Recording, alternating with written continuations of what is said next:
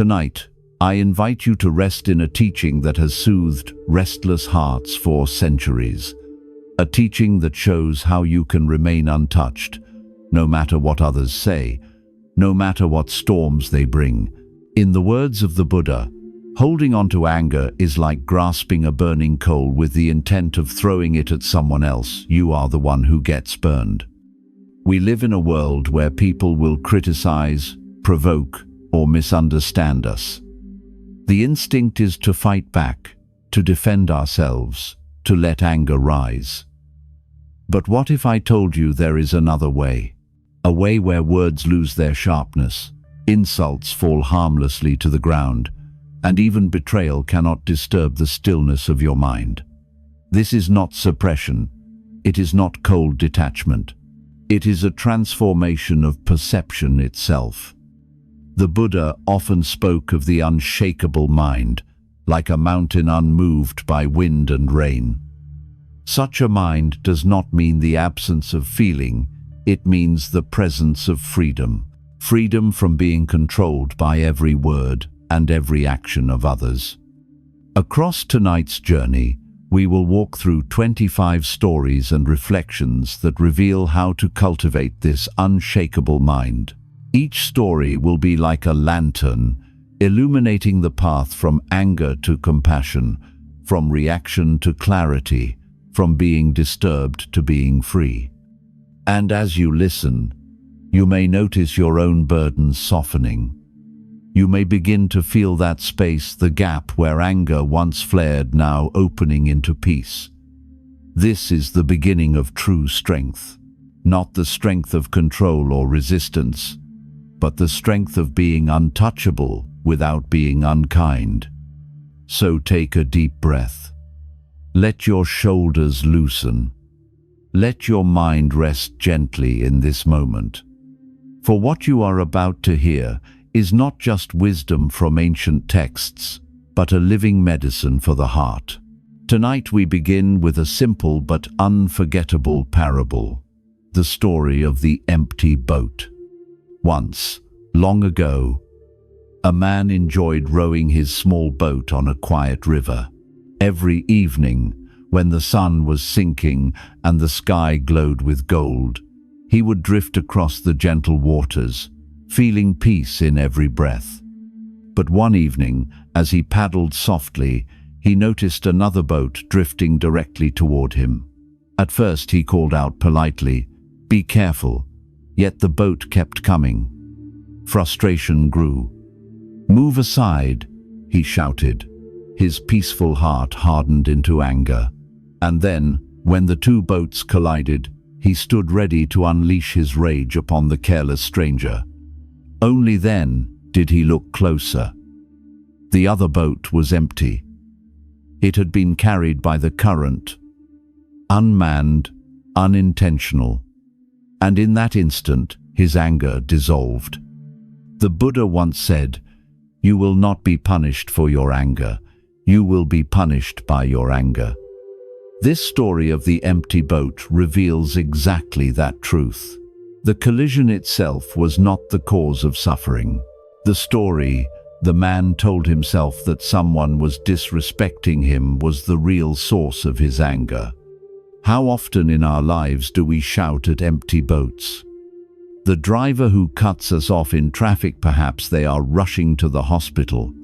The colleague who ignores our greeting, perhaps their mind is drowning in personal worries. The friend who forgets to reply, perhaps they are struggling with their own storms. Yet our ego fills the emptiness with assumption. They did this to me. That is the fire that burns us. Zen practice teaches us to see events without immediately attaching intention or blame. The river flows. Boats collide. People act from their own conditions and causes. What disturbs us is not reality itself, but the stories our ego writes upon it. The next time you feel irritation rising, pause. Ask yourself, am I reacting to an empty boat? Am I creating intention where there may be none? This recognition is powerful. It allows anger to dissolve before it takes root. It opens the door to compassion. For when we see that others' actions often come from their own suffering, we no longer take them as attacks. We begin to see not enemies, but fellow travelers, each struggling with their own river currents. As you reflect tonight, recall a moment when you felt slighted or offended. Can you imagine that moment as the collision with an empty boat? Can you feel the freedom that comes when the imagined insult disappears, leaving only the simple event? This is the first gateway to never being disturbed by others. To see clearly, without stories, without assumptions. To see life as it is, boats drifting on a vast river, sometimes colliding, but never truly against you. Let this image rest in your heart as we continue. For beyond the empty boat lies deeper lessons about anger, mirrors, and the nature of the mind itself. When the Buddha sat beneath the Bodhi tree, he saw not only the truth of liberation, but also the root of human suffering. Among the deepest poisons clouding the heart is anger, known in the Pali texts as dosa. Like fire, it arises swiftly, consumes what it touches, and leaves only ashes behind. Yet unlike an external flame, this fire is born within us. It burns us first, long before it harms anyone else. Anger feels as if it comes from the outside, from harsh words, from betrayal, from disappointment, but the Dharma shows otherwise. The world is full of events, neutral in their essence. A sound arises, a form appears, a situation unfolds. None of these have inherent power to injure the mind. The injury happens only when the mind grasps at them, stamps them with the label, "This is against me," and fuels the story of self. That story, not the event, is the true spark of anger. The Buddha explained this with great clarity. When touched with a feeling of pain, the uninstructed run-of-the-mill person sorrows, grieves, and laments.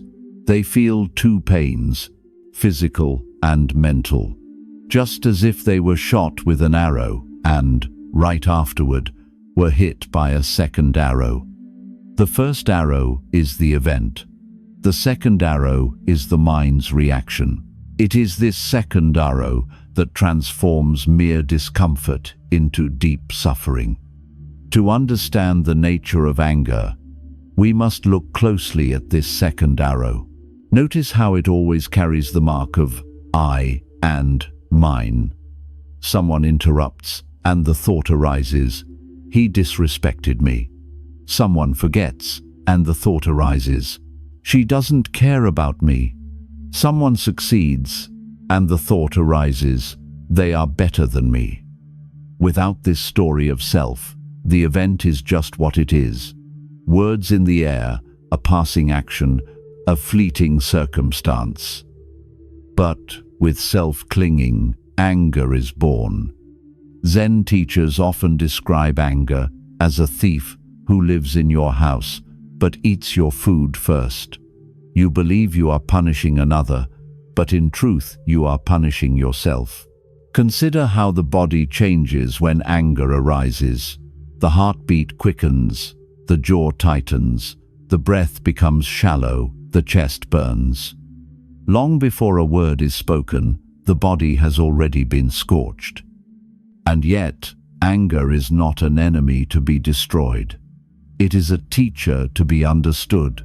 To deny anger, to push it away, is only to let it hide deeper in the shadows.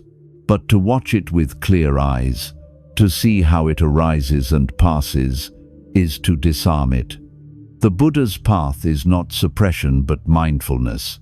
By bringing gentle awareness to anger, we learn its nature, impermanent, conditioned, empty of self. Let me share a simple image. Imagine holding a clear glass of water. A handful of red dye is dropped in, swirling clouds through the liquid. At once, the water seems transformed. If you believe the dye is permanent, you may despair. But leave the glass alone, and the dye slowly settles.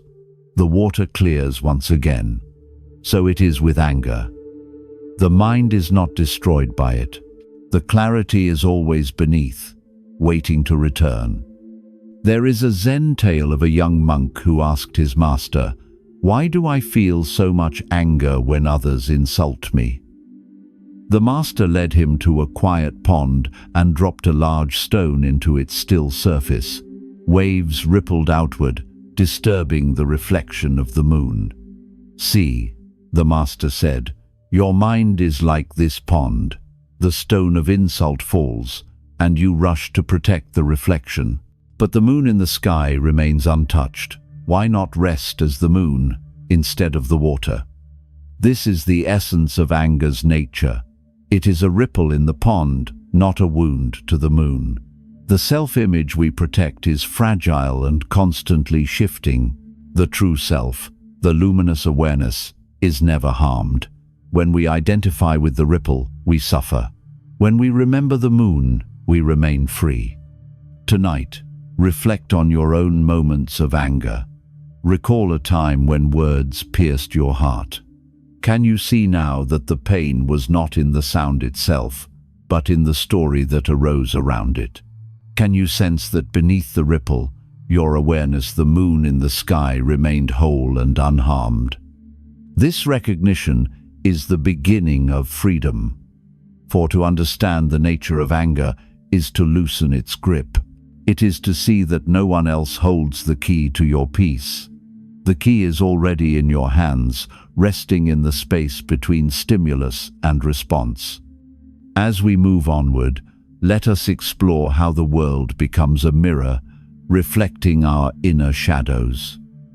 For often, what irritates us in others is none other than what we have not yet seen in ourselves.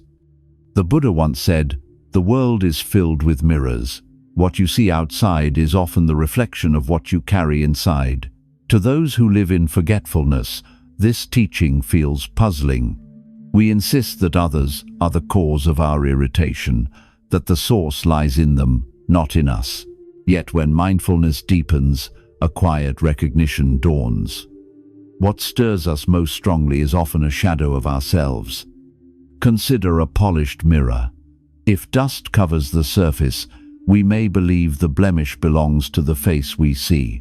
But when we wipe the glass, we realize the stain was never in the reflection, it was on the mirror itself. In the same way, when anger rises toward another, it is often because they have touched a place in us that is not yet clear. They become a mirror for our own dust. Zen stories speak of this truth in simple ways. A monk once asked his teacher, "Why does that man's arrogance trouble me so much?"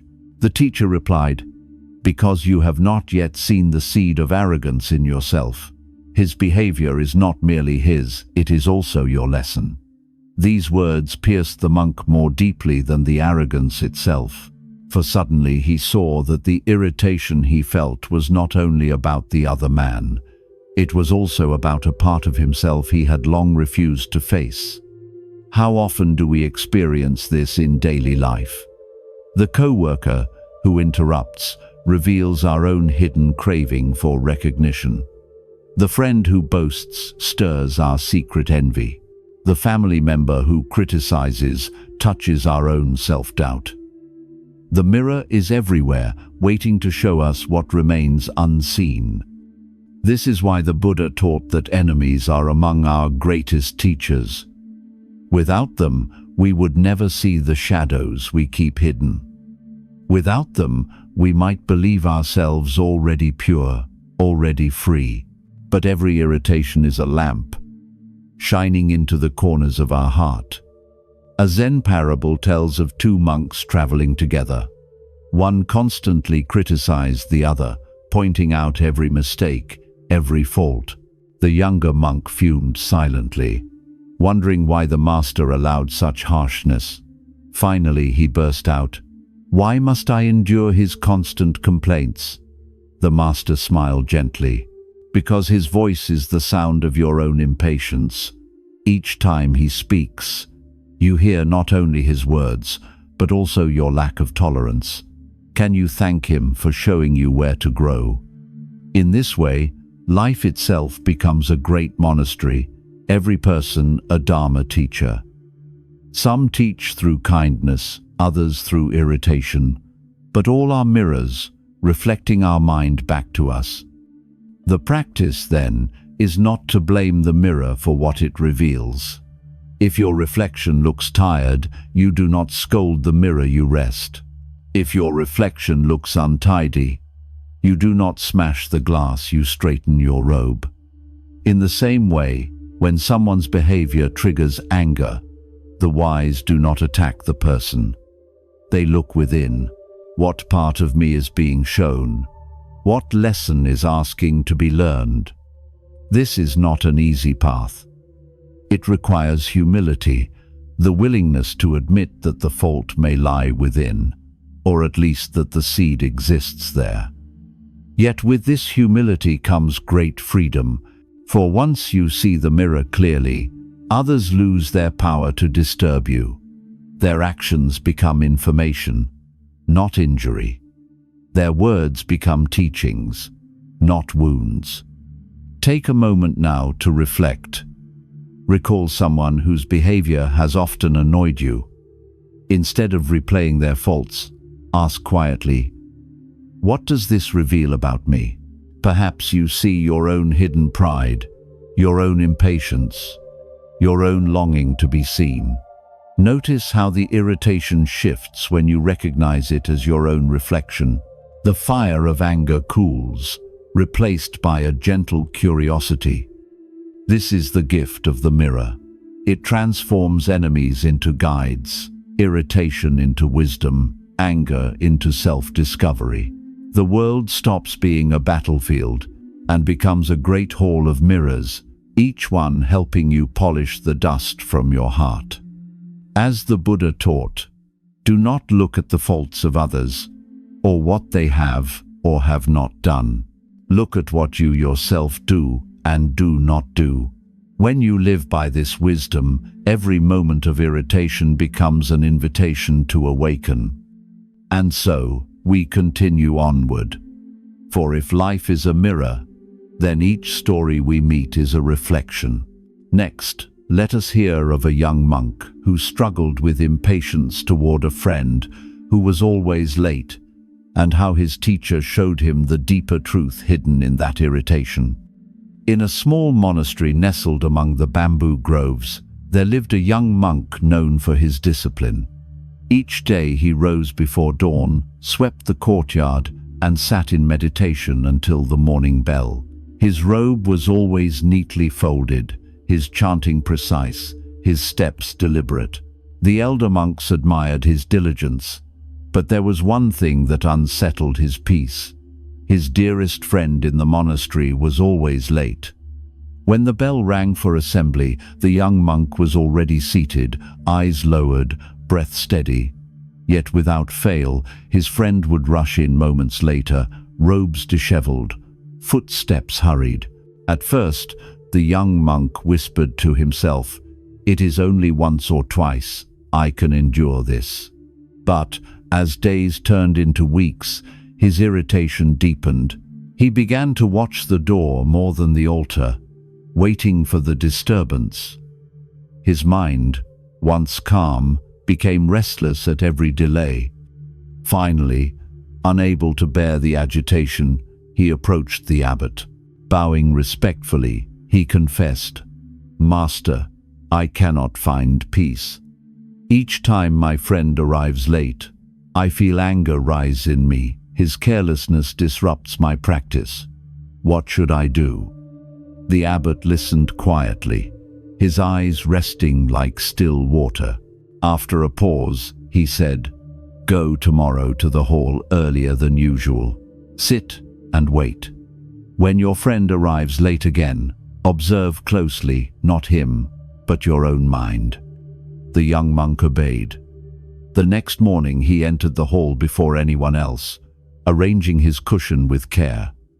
As expected, The bell rang, and his friend came running in, once again behind the others. The young monk felt his breath quicken, the familiar flame of irritation spark. But this time he remembered the abbot's words. He turned his gaze inward. He saw the thought arise. He does not respect the practice.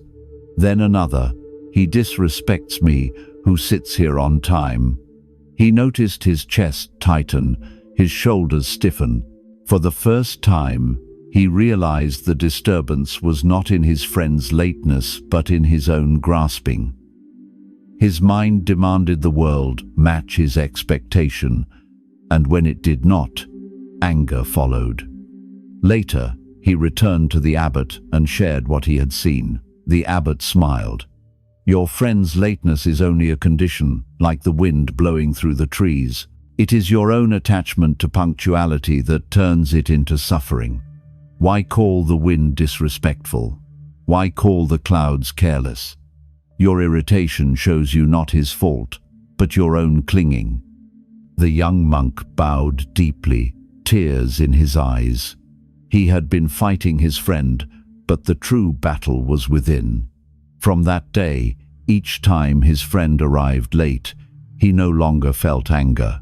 Instead, he whispered inwardly, "Thank you for showing me where my mind is still bound." This story may seem simple, yet it reflects a universal truth. How often in our lives do we suffer because others do not follow our inner timetable? We say, "She should have called," "He should not be late," "They should know better." Each "should" is a thread of expectation woven into the fabric of self. When others fail to match it, the fabric tears, and we call the pain their fault. But what if, like the young monk, we turn inward? What if we ask, what am I clinging to in this moment? Is it punctuality, recognition, respect? When we see clearly, the irritation becomes our teacher. The late friend becomes the empty boat. The Buddha taught that patience, kshanti, is one of the highest perfections. It is not merely waiting without complaint, but meeting each moment without resistance. True patience arises not from enduring others, but from releasing ourselves. Reflect tonight. Who in your life is your late friend? Perhaps a colleague who forgets details, a family member who interrupts, a stranger who moves too slowly. Instead of hardening against them, can you see what they reveal in you? Can you bow inwardly, as the young monk did, and say, "Thank you for showing me my clinging"? When you live this way, lateness, noise, even criticism lose their sting. They become Dharma bells, reminding you to release expectation and return to the breath. The world no longer conspires against you. It conspires to awaken you. As we move onward, remember this: others do not disturb us, they reveal us. Their actions are winds through the bamboo, sounds through the valley. What matters is how we hold them in the heart. Now let us walk further, to see how even the sharpest triggers can become our most devoted teachers. There is an old saying in the monasteries: the person who disturbs you the most is your greatest teacher. At first hearing, this feels hard to accept. How could the one who criticizes, mocks, or betrays us be a teacher? Are not such people obstacles to our peace? And yet, the Dharma reveals a paradox. The sharpest stones polish the smoothest gems. In the Buddha's time, there was a monk who could not bear insult. Whenever villagers spoke harshly, his heart boiled, and he longed to retreat into solitude, away from the sting of human words. When the Buddha heard of this, he called the monk to his side and said, "If you hide from the world, you may avoid harsh words, but you also avoid your greatest practice. To perfect patience, you must sit in the fire without burning. Enemies are not obstacles to your path, they are the path." The perfection of patience, kshanti paramita, is praised in Mahayana texts as the highest field for cultivation. For how can one develop patience in a world without difficulty? How can one learn compassion without encountering cruelty? How can one discover freedom without meeting chains? The very people who provoke us provide the soil in which our virtues grow. There is a Zen tale of a student who complained to his master, "I cannot meditate.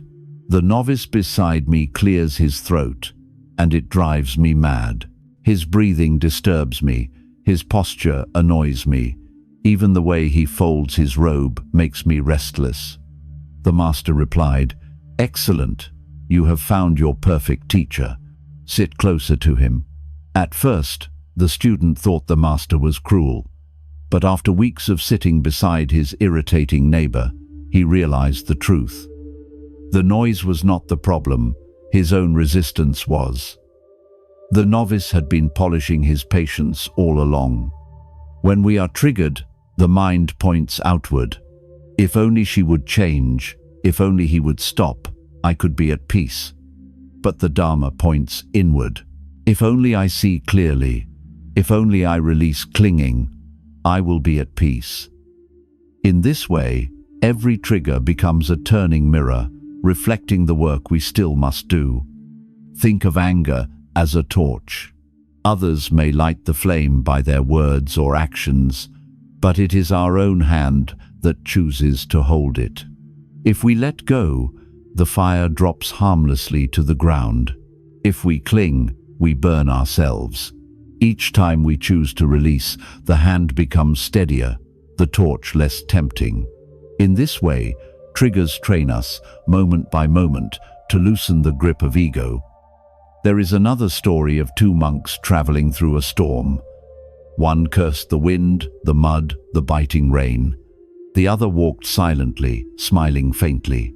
When asked why he was not angry, he replied, "Because the storm is the master, teaching me endurance. Each drop of rain is a lesson in letting go."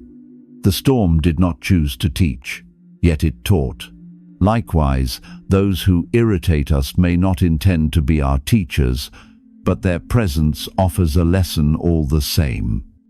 Tonight, I invite you to consider, who has been your sharpest teacher?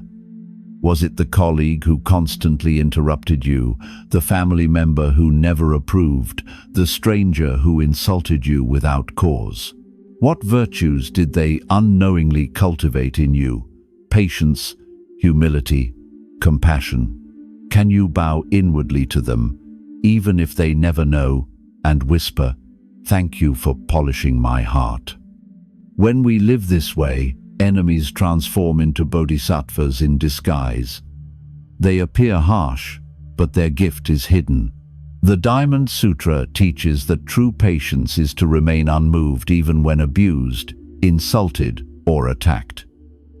To practice this is not weakness, but supreme strength. For anyone can be calm in favorable winds. Only the trained can remain still in the storm. Remember, the next time anger rises, this is not punishment, but curriculum. The trigger is the classroom, the irritation, the textbook, the teacher, the very one you resist. Each difficult encounter is an invitation. Will you react as before, or will you awaken now? As we walk further, we will discover the secret doorway between stimulus and response, the quiet gap where freedom waits. But before we step there, let this truth rest in your heart. No one has the power to disturb your peace unless you hand it to them. And every trigger you meet is secretly asking you to reclaim it. The Buddha often spoke of the breath as the doorway to freedom. Inhale, and you receive the world. Exhale, and you release it. Between these two moments lies a stillness, a space unnoticed by the restless mind. Within that space, choice is born. It is here, in this subtle pause, that liberation takes root. Most people believe that stimulus and response are fused, that insult demands anger, betrayal demands pain, and criticism demands defense. Yet the Dharma whispers differently. There is always a gap. In that gap, we can meet the world with clarity instead of habit. There is a story of a monk who was sweeping the monastery courtyard. Another monk, hurried and distracted, brushed past him without apology, knocking dust into his freshly cleaned path. The sweeping monk felt a flash of irritation. His hands tightened around the broom. Words rose to his lips. But before he spoke, he inhaled deeply. He noticed the fire in his chest, the tightness in his jaw. He let the breath expand into the moment. And in that pause, he saw the choice: to react as he always had, or to let the dust settle without stirring more dust in his own heart. He lowered his eyes, smiled faintly, and continued sweeping. The incident ended not in conflict, but in peace. This is the power of the gap, the breath that interrupts the chain of reactivity. The Buddha called this appamada, vigilant mindfulness. It is not suppression, but awareness. When the insult strikes, you do not deny the sting. You notice it. You recognize, here is anger arising. You let it rest in awareness without rushing to act. In this moment, you are no longer prisoner of habit, you are free. Think of a lute string. Pluck it too tightly, and it snaps. Leave it too loose, and it makes no sound. But with the right tension, it creates harmony. The gap between stimulus and response is like this tuning. Without it, our lives are discordant, ruled by impulse. With it, we discover harmony, not because the world is always gentle, but because our heart is tuned to meet it. Modern life rarely allows this pause. We rush from message to message, from demand to demand, as though speed were survival.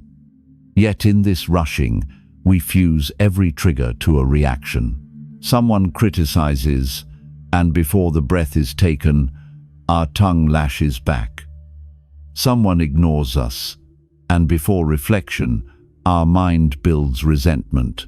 Life becomes a series of collisions, each one sparking fire. But mindfulness is the art of slowing down, of letting the breath open the space that habit conceals. The Buddha compared this to a man struck by a sudden sound.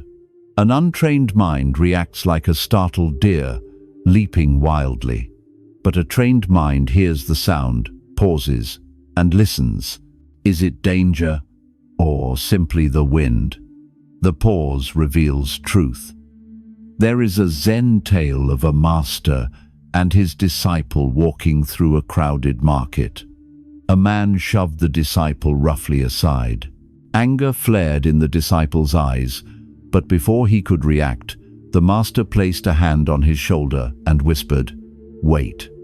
They turned to see the man stumble. His arms reaching blindly, he was nearly blind, struggling to find his way. The disciple's anger melted into compassion. "Had you reacted," the master said, "you would have struck a man already lost in darkness. In waiting, you found truth." So it is with our lives. In the gap, perception shifts. What looked like insult may be misunderstanding. What felt like attack may be another's pain. And even if it is genuine hostility, the gap allows us to choose whether to pass the fire forward or let it die in our hands. Tonight, consider your own moments of reactivity. Recall a time when anger leapt from you before awareness could catch it. What might have changed if you had taken a single conscious breath? Could the words have softened, the gesture turned gentle, the outcome transformed? The past cannot be undone, but the lesson remains. The gap is always available, waiting in the breath you take now. Practice this in small ways. When the phone rings, do not snatch it. Immediately pause, breathe, then answer. When someone interrupts, before speaking, breathe once and let clarity shape your reply. When irritation sparks, imagine placing it gently in your palm, holding it for a breath before releasing it. Each small practice widens the gap until it becomes the natural rhythm of your life. The Buddha taught, "A man who is master of himself will be master of all the situations he meets." Mastery does not mean control over others, but freedom within oneself. When you master the gap, you are no longer the slave of impulse. You become the author of your response, guided by wisdom instead of wounded pride. And so, the next time anger rises, remember the sweeping monk, the lute string, the blind man in the market. Remember that between the spark and the flame lies a space no one can touch but you. In that space rests your freedom. In that freedom rests your peace. As we walk further, we will hear the story of the two arrows and how the Buddha taught that suffering is not what happens to us, but how we respond to what happens. One evening, as the monks gathered beneath the lanterns, a disciple asked the Buddha, "Why is it, Blessed One, that even small hardships cause me such great suffering?"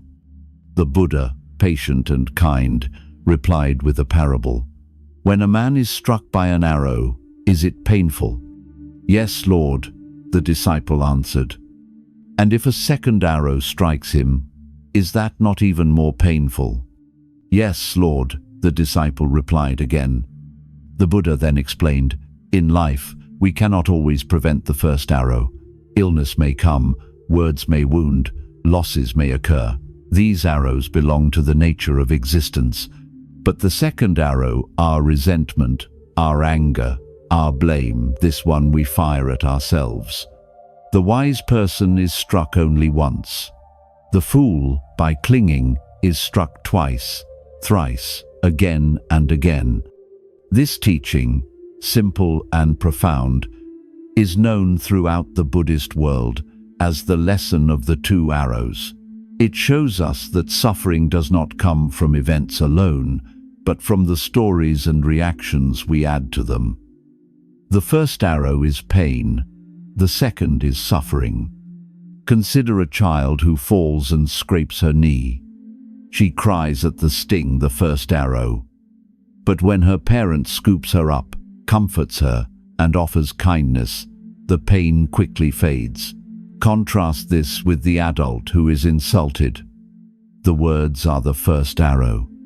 Yet hours later, he still replays them, still sharpens them in his mind, still bleeds from a wound long after the sound has passed. This is the second arrow at work. The Buddha invited us to see how often we wound ourselves in this way. A colleague criticizes, and we replay their words all day. A loved one forgets something important, and we tell ourselves, "They never care for me." A stranger cuts us off in traffic, and we carry their face in our mind for miles. Each moment we replay, each judgment we add, is another arrow we fire into our own heart. There is a Zen story of a samurai who came to a monk, trembling with rage. "He insulted me," the samurai cried. "He dishonored my name. I must take revenge." The monk poured him tea, calm and unhurried. The samurai, impatient, demanded, "Why do you not advise me? Do you not hear how I suffer?" The monk lifted the cup and said, "I hear not one insult, but 100. This man spoke once, yet you have repeated his words again and again in your own mind. He gave you one arrow, and you have made it into 1,000. The samurai stared at the tea, then at his own trembling hands, and finally understood. This is the heart of practice. To notice when we pick up the second arrow. The first arrow is inevitable. Life will bring change, loss, insult, illness. But the second arrow is optional. It belongs to the mind's grasping, and therefore it can be released. How do we release it? by awareness. The moment you feel yourself replaying the insult, pause. Ask, is this the first arrow or the second? Notice how the mind longs to cling, to justify, to defend.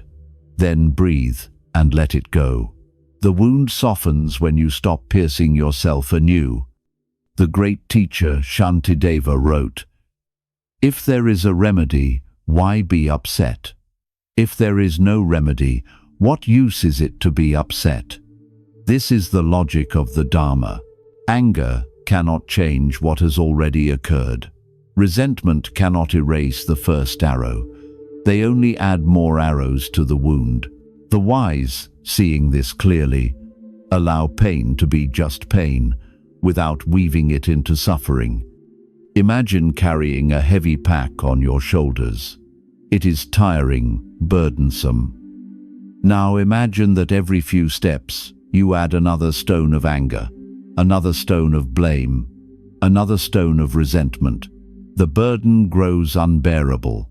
The pack was already heavy the first arrow, but you yourself made it crushing by adding stones the second arrow. To set down the stones is to reclaim freedom. There is another Zen parable.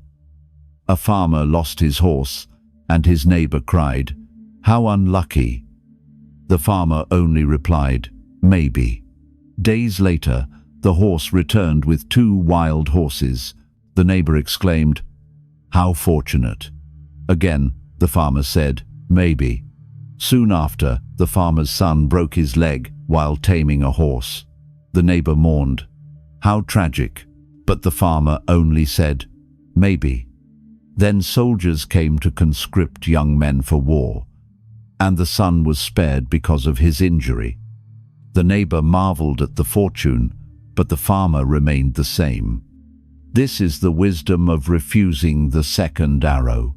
The farmer accepted the first arrow loss, gain, pain, change, but he did not pierce himself with stories of good or bad. He remained steady, knowing that events unfold, and the meaning we attach is what brings suffering. Tonight, reflect on your own arrows. Which wounds in your life are you still piercing again and again with memory, resentment, or blame? Can you see the difference between the first arrow, the unavoidable pain, and the second arrow, the story your mind continues to fire?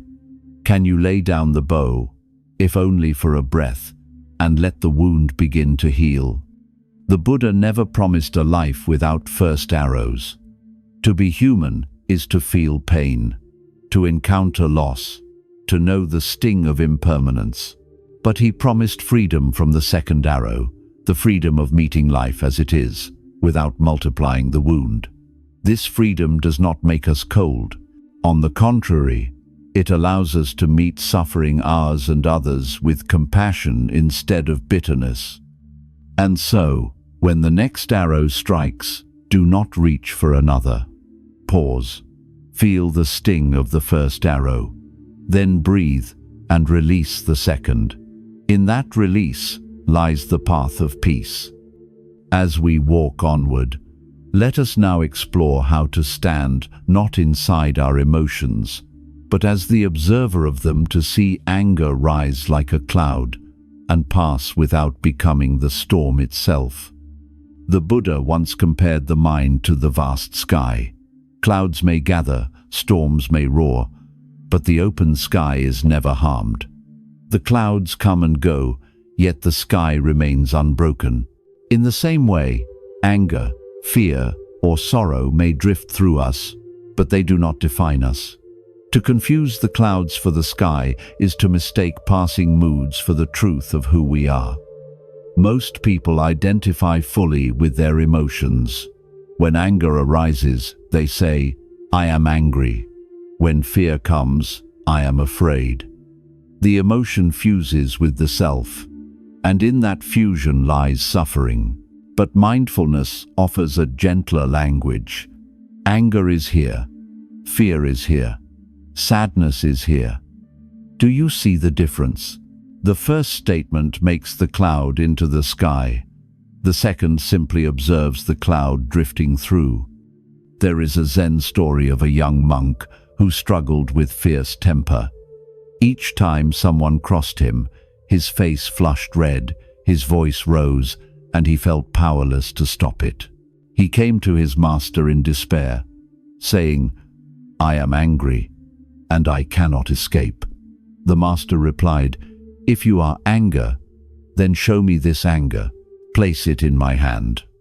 The monk stammered, "But I cannot, master. It comes and goes." The master smiled. "If it comes and goes, then how can it be you?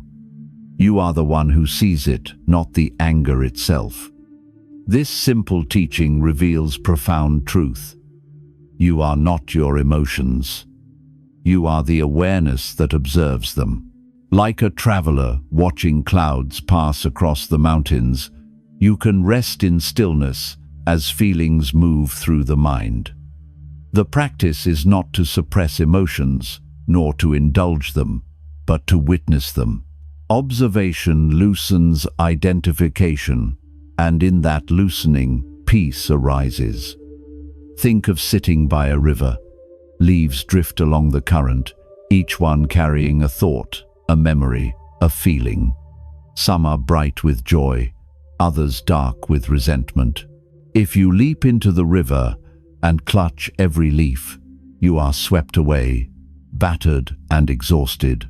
But if you sit quietly on the bank, simply watching, you see the leaves pass by. You are not the river, you are the witness. This is the heart of mindfulness. When anger arises, say gently, "Ah, here is anger." Watch how it heats the chest, how it quickens the breath. Do not fight it, do not feed it, simply observe. Soon you will see that anger, like all things, is impermanent. It swells, peaks, and fades. You remain like the sky beyond the clouds. A disciple once asked the Buddha, "What is the essence of your teaching?" The Buddha replied, "In all things, observe." To observe is to create space. In that space, you discover freedom, the freedom to choose not to strike, not to wound, not to let the fire consume you. Let me share a story. A school teacher faced constant criticism from her superior. Each remark felt like a knife, and she carried resentment home each evening. One day, remembering the practice of observation, she tried something new. When her principal spoke sharply, she noticed her body tense, her mind leap to defense. Instead of answering, she simply breathed, labeling the feeling, "Anger is here, hurt is here." She watched them rise like waves, crest, and ebb away.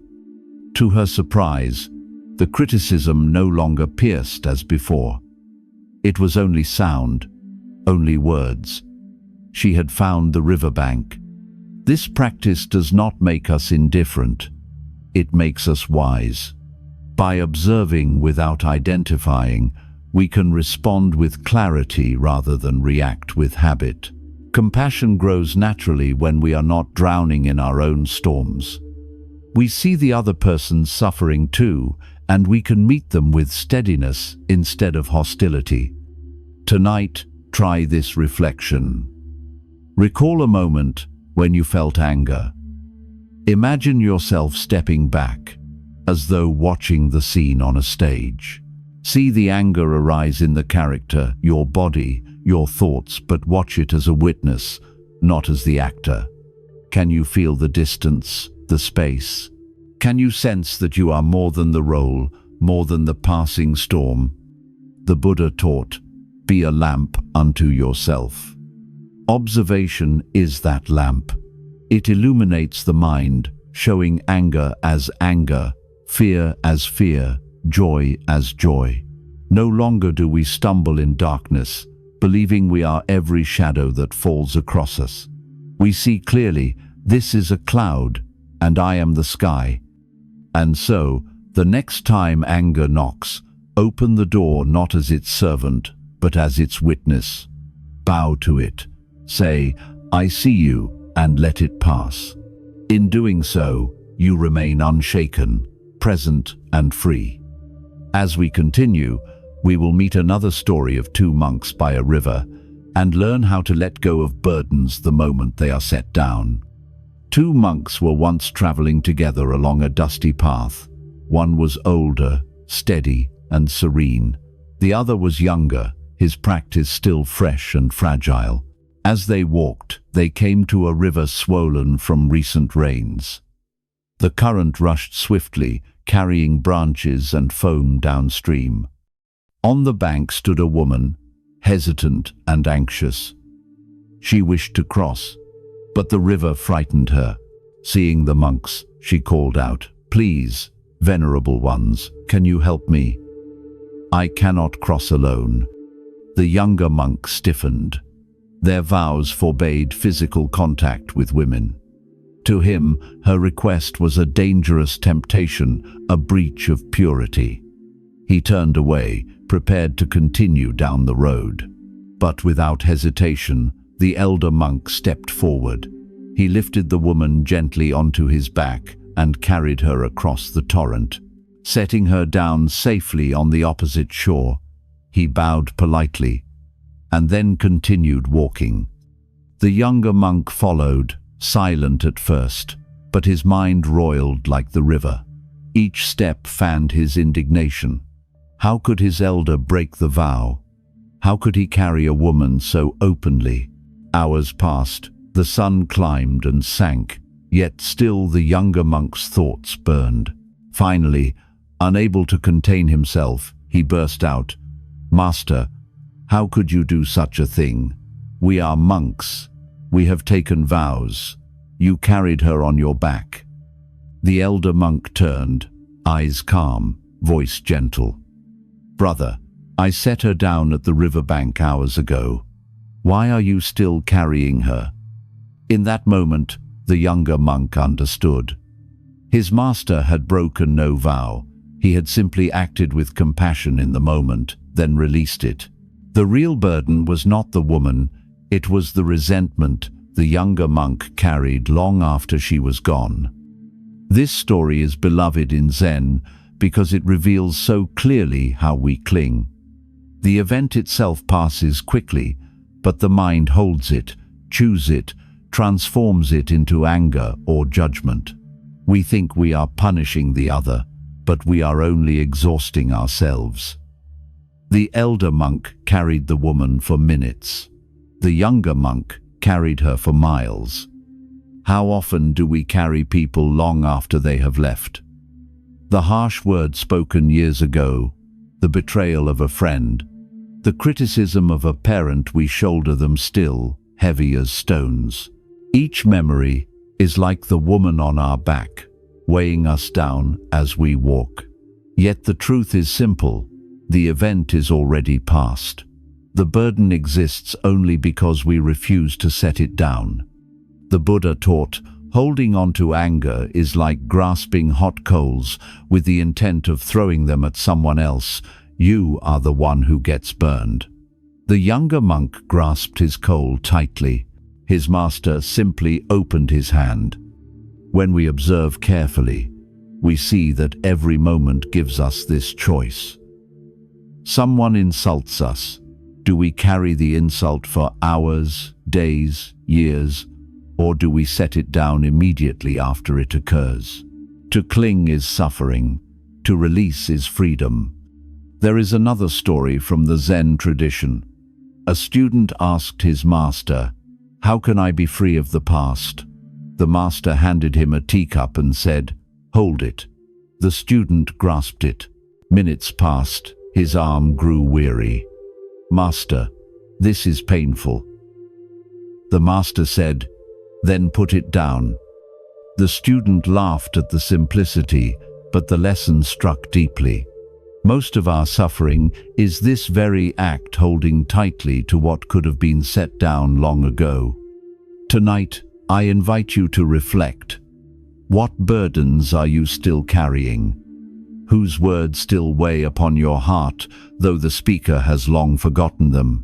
What events do you replay? though they are as distant as last year's river water. Imagine yourself setting them down, as the elder monk did, gently and without regret. Feel the lightness that returns when the burden is no longer yours to bear. This does not mean ignoring responsibility. It does not mean denying pain. It means recognizing that carrying resentment beyond the moment is optional. Compassion may require action. Wisdom may require boundaries. But once the lesson is learned, the burden can be released. To live like the elder monk is to walk through life lightly, carrying only what is needed, releasing the rest. Such a life is not careless, but careful not to chain the heart to shadows. The river flows on, the woman goes her way, the monks continue their journey. So it is with every event in life. Nothing remains. Only the mind insists on holding, but the Dharma shows us, let go and be free. As we continue this journey together, let us now turn to another image of stability, the fortress of mind, the inner mountain that remains unmoved, no matter what storms strike its walls. The Buddha once compared the mind of the awakened one to a mountain. Winds may blow from every direction, storms may lash against its slopes, rains may drench its surface, yet the mountain does not tremble. In the same way, when the heart is trained, praise and blame, gain and loss, joy and sorrow, touch it but do not shake it. Such a mind is like a fortress firm, unshaken, unassailable. But how do we build such a fortress? It is not made of stone or brick, but of awareness, discernment, and compassion. Its walls are not for shutting out life, but for protecting the inner peace that allows us to live wisely within it.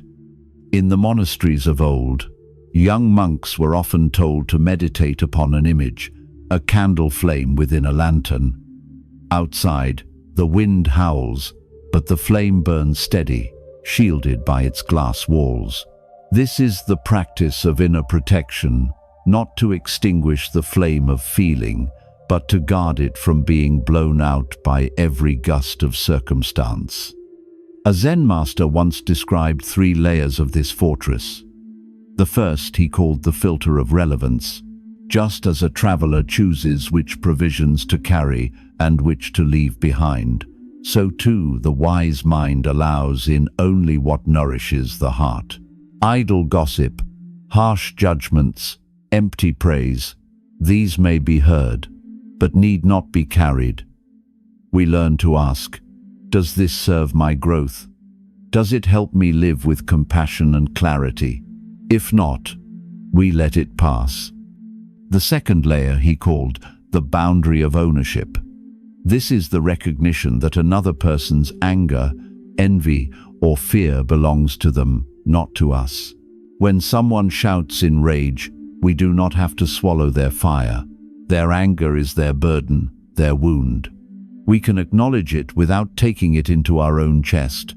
To forget this is to become like an open vessel, absorbing every storm until we are flooded. To remember it is to remain clear, letting others keep what is theirs. The third and deepest layer is the fortress of identity. Here we know ourselves not as fragile ego, but as awareness itself. Criticism may come, but it does not define our worth. Praise may arrive, but it does not inflate our self. We hear both as echoes, interesting but not binding. When the mind rests in this identity, nothing can truly penetrate it. The fortress is complete. Let me share a story. A monk once lived near a village where the people despised him. They threw insults whenever he passed, calling him useless, lazy, even a fraud. Yet he never responded. After years, one of the villagers confronted him. "Why do you never answer our insults? Are you deaf? Are you too proud?" The monk smiled and said, "If someone offers a gift and you refuse to take it, to whom does it belong?" The villager was silent. The insults, never accepted, had remained with those who hurled them. The monk's fortress was intact. This is not a fortress of coldness. It is not built from stone walls that shut others out. It is more like the sky itself, vast, open, untouchable. Birds may fly through it. Storms may pass across it. Yet the sky is never harmed. A mind like this welcomes the world without being disturbed by it. Tonight, reflect on your own fortress. Do you allow every word to enter unchecked, piercing you like arrows? Do you take ownership of emotions that are not yours, carrying burdens that belong to others? Do you let your worth rise and fall with the praise or blame of the world? If so, know that the practice of mindfulness can strengthen your walls. Begin with the filter of relevance. When words come, pause and ask, do these words nourish me, or do they merely stir restlessness? Then practice the boundary of ownership. This anger is not mine. This fear is not mine. I can see it without taking it in. Finally, return to the fortress of identity. I am awareness, vast as the sky. I am not diminished by insult, nor inflated by praise. In time, this fortress becomes second nature. You walk through the world calm, steady, resilient. Others sense your strength, and often their storms soften in your presence. Like a great mountain, your stillness invites others to rest. The Buddha taught, just as a solid rock is not shaken by the wind, so the wise are not moved by praise or blame. This is the fortress of mind. It is not a withdrawal from life, but the very foundation that allows you to live fully, to care deeply, without being swept away. And so, as we continue, let us visit another story from the Zen tradition of a professor who came to learn but found his cup already full. From him, we will learn that the fortress is not only about keeping out what is harmful, but also about knowing what to let go so that wisdom can enter. A learned professor once traveled a long distance to visit a Zen master. His mind brimmed with knowledge, his shelves filled with books of philosophy, psychology, and religion. He had studied many teachers, debated many scholars, and believed he understood the workings of the mind. Yet still he felt restless, unable to find the peace he sought. When he arrived at the master's hut, he bowed respectfully and said, "Master, I have come to learn the secret of Zen. Please teach me how to find calm." The master, without a word, began to prepare tea. He placed 2 cups on the table and poured slowly into the professor's cup. The liquid rose, touched the rim, and spilled over, yet the master continued pouring. Startled, the professor exclaimed, "Stop, the cup is already full. No more will go in." The master set down the teapot and looked calmly into the professor's eyes. "You are like this cup," he said. "How can I show you Zen unless you first empty yourself?" The story of the overflowing teacup is simple, yet its meaning is vast. We cannot receive new understanding if our minds are already crammed with judgments, assumptions, and the noise of past experiences. In the same way, we cannot build the fortress of mind if we allow every word, every criticism, every praise to fill us endlessly, spilling over into confusion. The Buddha spoke of the beginner's mind, a mind like an empty vessel, open and ready to be filled with truth. To live with beginner's mind is not to deny what we know, but to hold it lightly, without clinging. It is to listen without assumption, to meet each moment as if for the first time. When anger arises, do we immediately declare, "I know what this means. I know who is to blame"? Or can we pause, empty the cup, and observe freshly? When someone criticizes us, do we say, "This is unjust, this is cruel"? Or can we empty the cup and ask, "Is there wisdom here I have not yet seen?" The overflowing teacup is not only about intellectual pride, it is about emotional overflow as well. Imagine carrying every slight, every insult, every old wound. The cup of the heart spills constantly, unable to hold more. No wonder the mind feels restless. To find peace, we must pour out what no longer serves us. There is a Zen saying, "Let go or be dragged." If we do not release, we are dragged endlessly by the weight of what we cling to. The master's act of overfilling the cup was not a mistake but a mirror, showing the professor the futility of holding on. Let me share another tale. A disciple once asked his teacher, "Master, how can I find truth?" The teacher pointed to a jar filled with muddy water. "What do you see?" he asked. "Mud," the disciple answered. The teacher then poured out the muddy water until only a little remained and filled the jar with fresh water. The disciple looked again and saw clarity. The teacher said, "So it is with your heart. Empty it of resentment and conceit, and clarity will appear." This is the practice of emptying, not erasing memory, not discarding wisdom, but releasing what blocks the flow of understanding. Just as a fortress cannot be built if the walls are cluttered with debris, the mind cannot stand strong if it clings to every old burden. Tonight, reflect on your own teacup. Is it full of judgments about others? Full of stories you repeat about yourself?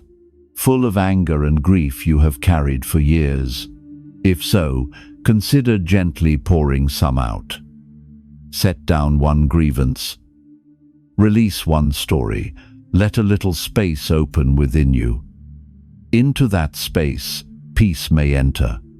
The Buddha once said, "Let go of what has passed. Let go of what may come. Let go of what is happening now. Don't try to figure anything out. Don't try to make anything happen. Relax right now and rest." This is the way of the empty cup. To empty the cup is not weakness, it is readiness. The professor sought wisdom but arrived too full to receive it.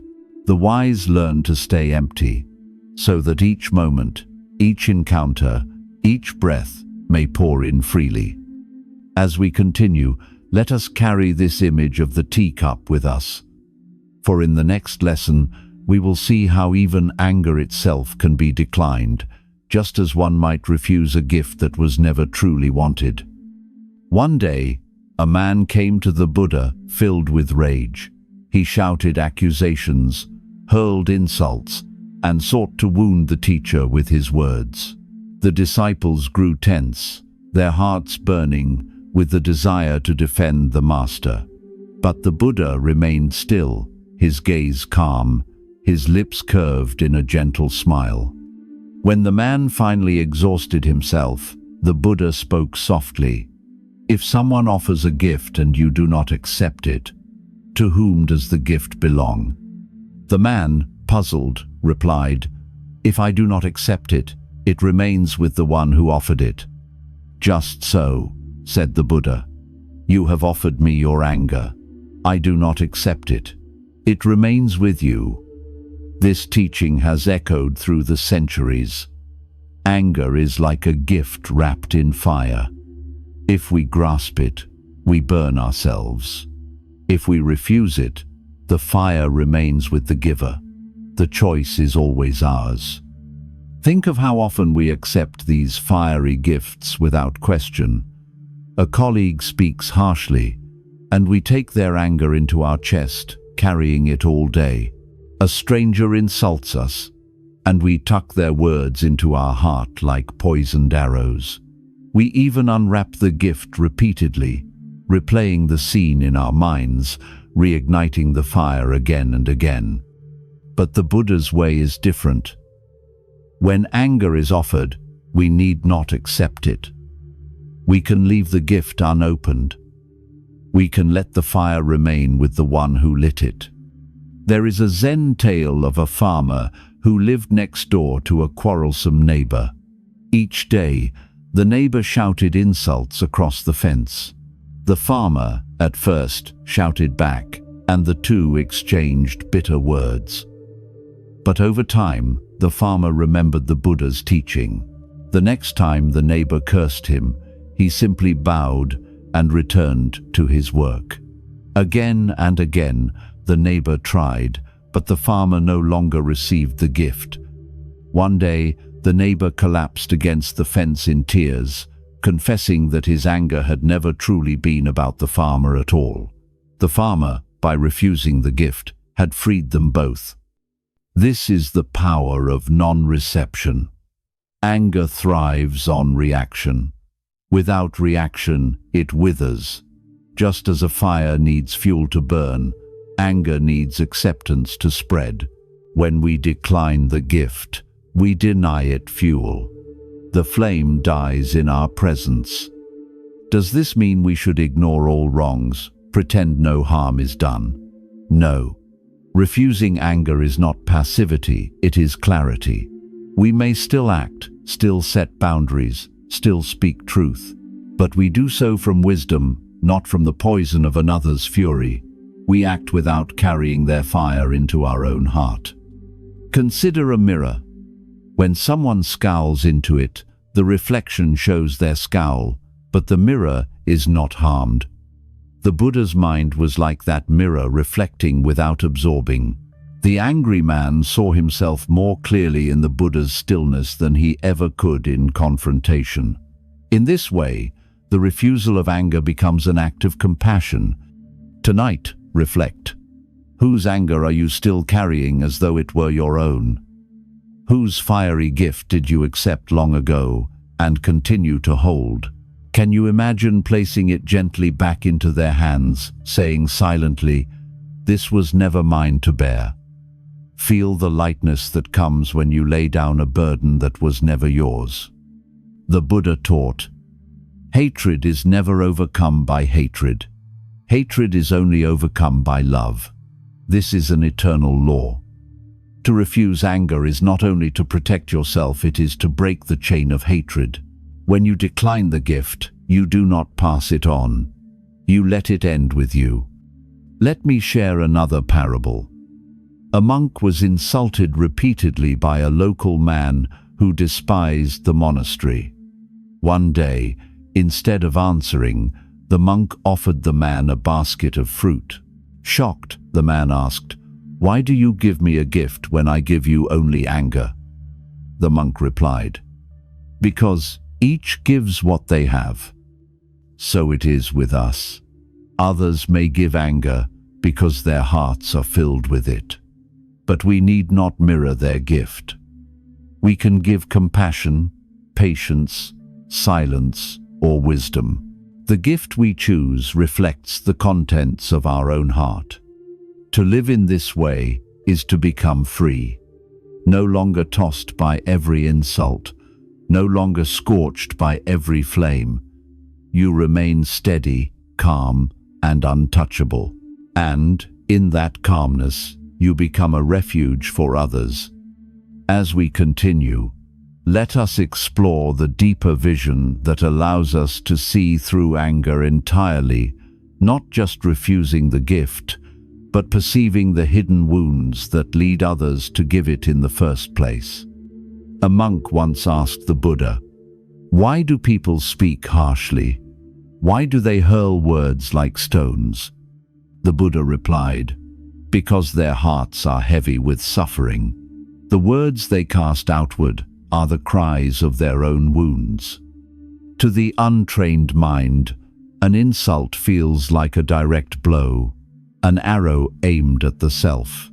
But to the awakened eye, every attack reveals more about the attacker than the target. The words we hear are not descriptions of who we are. They are reflections of the pain within the one who speaks. There is a story of a Zen master who was publicly accused of fathering a child. The villagers raged. demanding he take responsibility. The master only bowed and said, "Is that so?" He cared for the infant tenderly, though he knew the accusation was false. Months later, the mother confessed that another man was the true father. The villagers, ashamed, returned the child. Again, the master bowed, saying, "Is that so?" To the villagers, their words were accusations. To the master, they were windows into their fear, their judgment, their confusion.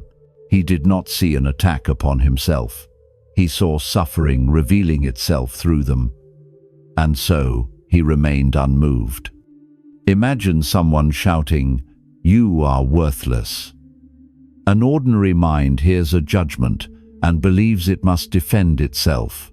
But the awakened mind asks, what pain in this person makes them speak so? What wound cries out beneath these words? Often, the one who calls others worthless is the one who secretly feels worthless themselves. The one who accuses others of cruelty fears being seen as cruel. The one who mocks another's weakness trembles at their own. This is what it means to see through attacks. Instead of reacting, we look beyond the words to the wound. We understand that anger is often fear in disguise, that cruelty is a mask for insecurity, that harshness is a shield for pain.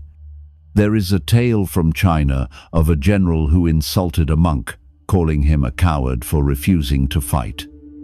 The monk looked deeply at him and said, "I see your fear. You wear your armor not only on your body, but in your heart. You call me coward because you tremble at your own weakness." The general, pierced not by insult but by truth, fell silent. For the monk had not defended himself, he had revealed the general's suffering. This vision is not meant to humiliate others, but to free us. When we see the hidden wound, the attack no longer feels personal. We stop taking the arrow into our chest. Instead, we hold it in our palm, examine it, and see it for what it truly is: a sign of another's pain. Compassion naturally arises. The Buddha taught, when others speak harshly, consider they too are caught in ignorance. How can you be angry with one who stumbles in the dark? Reflect for a moment on your own life. Recall someone who attacked you with words or actions. Beneath their sharpness, what wound might have lived in them? Were they lonely, insecure, afraid? Can you see that their attack spoke more of their story than of your worth? This seeing through is like having X-ray vision of the heart. You no longer focus on the sharp surface of words, but on the tender flesh beneath. In this way, every conflict transforms. You do not meet anger with anger, but with understanding. You do not mirror hostility, but see beyond it. A teacher once told his students, when someone throws mud at you, you can do two things. You can fling mud back, or you can look into the mud and see the lotus waiting to grow. The choice is yours. When we see through attacks, we choose the lotus. We recognize that the mud was never ours to begin with. It belongs to the one who threw it, born of their own soil of suffering. By seeing this clearly, we remain unstained. Tonight, practice this reflection. Think of a recent criticism or insult. Instead of replaying the words, ask, what wound in this person gave birth to these words? What fear or sorrow might they carry? Notice how your anger softens when you shift from self-defense to compassionate curiosity. This is not to excuse harmful behavior. It is to free yourself from being bound by it. You can still set boundaries, speak truth, or walk away, but you do so without being pierced. You respond from clarity, not reactivity. The Buddha once said, "As a solid rock is not shaken by the wind, so the wise are not moved by blame or praise." The rock is steady not because the wind ceases, but because it understands the wind. When you see through attacks, you become like that rock, unshaken, compassionate, and free. And so, as we continue, let us polish this vision further. For just as we can refuse anger as a gift and see through attacks to the wounds beneath, we can also understand that others merely reveal the dust already resting on our own mirror. A Zen monk once asked his master, "What is the nature of the mind?" The master pointed to a bronze mirror hanging on the wall. Dust had settled on it over the years, hiding its shine. "This mirror," the master said, "is your mind. In essence, it is bright and clear. But when covered with dust, anger, greed, ignorance, it cannot reflect truly. Clean the dust, and the mirror shines as it always has." The image of the dusty mirror is one of the most beloved in Zen. It reminds us that our true mind is never destroyed by anger or sorrow. These are only particles of dust. They may obscure, but they cannot alter the mirror itself. And so, when others provoke us, they are not really staining our mind. They are only showing us the dust that is already there. Think of the last time you were angry. The words or actions of another seem to cause the fury. Yet if you look deeply, you may see that the dust was already present. An insecurity, a fear, a hidden wound. The other person merely brushed against it, revealing what was waiting to be seen. In this way, every provocation becomes a chance to notice the dust we have not yet cleared. The Buddha taught, the mind is luminous, but it is defiled by adventitious defilements. Adventitious means external, temporary. Anger is not who we are. It is like dust that settles but can be wiped away. Our practice is not to despair when the dust appears, but to recognize it, to polish it, and to reveal again the brilliance beneath. There is a Zen story of two novices who argued over a petty matter. Their teacher listened, then gave them each a small mirror. "Carry this with you," he said, "and each time you grow angry, breathe upon it." Days later, they returned, their mirrors clouded with breath and dust. The teacher said, "See how quickly clarity disappears when clouded by heat. Yet see also how easily it returns when cleaned. So it is with your mind. We are often harsh with ourselves when anger arises, saying, 'I should not feel this way. I have failed in my practice.' But the dusty mirror reminds us, the dust is natural. The work is not to deny it, but to keep cleaning, patiently and steadily. Each act of mindfulness is a polishing cloth. Each breath of awareness wipes away a layer. There is a deeper lesson here too. Those who irritate us are also our polishers. Just as a cloth rubs against the mirror to make it shine, so do difficult people rub against our mind, showing us where dust lingers. Without them, we might believe our mirror already clean.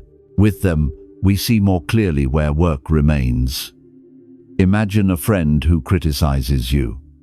If you feel pain, that pain reveals your own self-doubt. Imagine a stranger who mocks you. If you feel rage, that rage shows your hidden pride. These moments sting, but they also serve. They are cloth upon the mirror, reminding you where to polish. A monk once asked, "When will my mirror be fully clean?" His teacher replied, "When you no longer see dust as an enemy, but as the reason the mirror shines." This is the transformation, to welcome irritation as the opportunity to polish, to see each provocation not as harm but as help. The mirror does not resent the cloth it shines because of it. In the same way, we need not resent those who show us our dust. Their roughness becomes our teacher. Tonight, reflect. What dust is being shown to you now? Whose words or actions reveal your impatience, your pride, your fear. Can you thank them silently, not for their harshness, but for the lesson it revealed? Can you see that the irritation is not proof of their power over you, but of your own unfinished polishing? The Buddha once said, "As a smith removes impurities from silver, so gradually, little by little, moment by moment, does the wise remove impurities from the mind." The work is steady, not sudden. Each moment of awareness wipes away a little more. And so, the dusty mirror is not a sign of failure. It is a sign of practice. It shows us where to work, where to polish, where to deepen. And, as we continue, we shall learn how to transform even the dust itself into gold, how to turn every irritation into wisdom, every shadow into light. The ancients spoke of alchemy as the art of turning lead into gold. Yet the Buddha revealed a greater alchemy, the art of turning suffering into wisdom, anger into compassion, ignorance into awakening. This transformation does not happen outside, in metals and fire, but within the heart. In Buddhist tradition, this is called transforming the kleshas. The very poisons that bind us, anger, greed, delusion, are also the raw material for awakening. Just as a lotus rises from the mud, so does wisdom arise from the very soil of our afflictions. Without mud, no lotus. Without difficulty, no growth. There is a story of a monk who lived near a violent bandit. The bandit mocked the monk daily, throwing stones, shouting curses. The monk's disciples urged him to move away, but the monk replied, "This man is my true benefactor. Others give me food for my body, but he gives me fuel for my practice. Each insult polishes my patience. Each stone strengthens my compassion. Without him, I would not grow." This is emotional alchemy. The monk did not deny his irritation. He transformed it. He used the energy of anger to deepen patience, the sting of insult to deepen compassion. Like a skillful craftsman, he took rough ore and refined it into gold. The Buddha himself demonstrated this again and again. Once, a man spat at him in public. The disciples bristled with rage, ready to retaliate.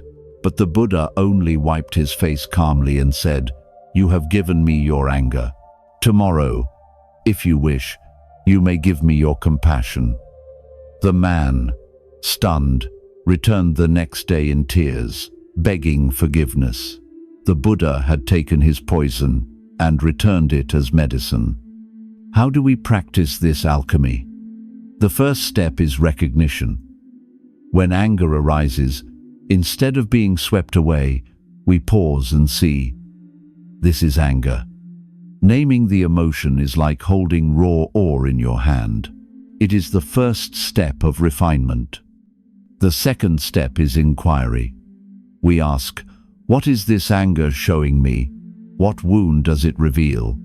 What strength can it teach? Anger at disrespect may reveal our own need for approval. Anger at betrayal may reveal our own fear of abandonment.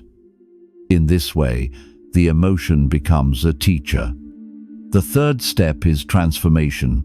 Once we see the lesson, we redirect the energy.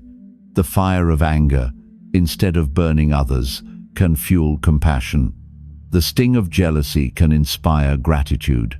The heaviness of sorrow can deepen empathy. The very energy that once chained us becomes the force that frees us. Consider a candle. Its flame can burn a house to ashes, or it can light 1,000 lamps. The fire is the same. The use is different. So it is with our emotions. Left untrained, they destroy. Transformed, they illuminate. There is a Zen parable of a monk who was mocked by villagers for years. One day, instead of shrinking away, he bowed to them and said, "Thank you for your constant teaching. Each harsh word has shown me where I still cling. Each insult has pointed me toward freedom. The villagers were bewildered. In that moment, their cruelty lost its power. His gratitude dissolved their hostility. This is the final stage of alchemy, when even the enemy becomes a benefactor. Tonight, reflect on your own life. What emotion most often entangles you?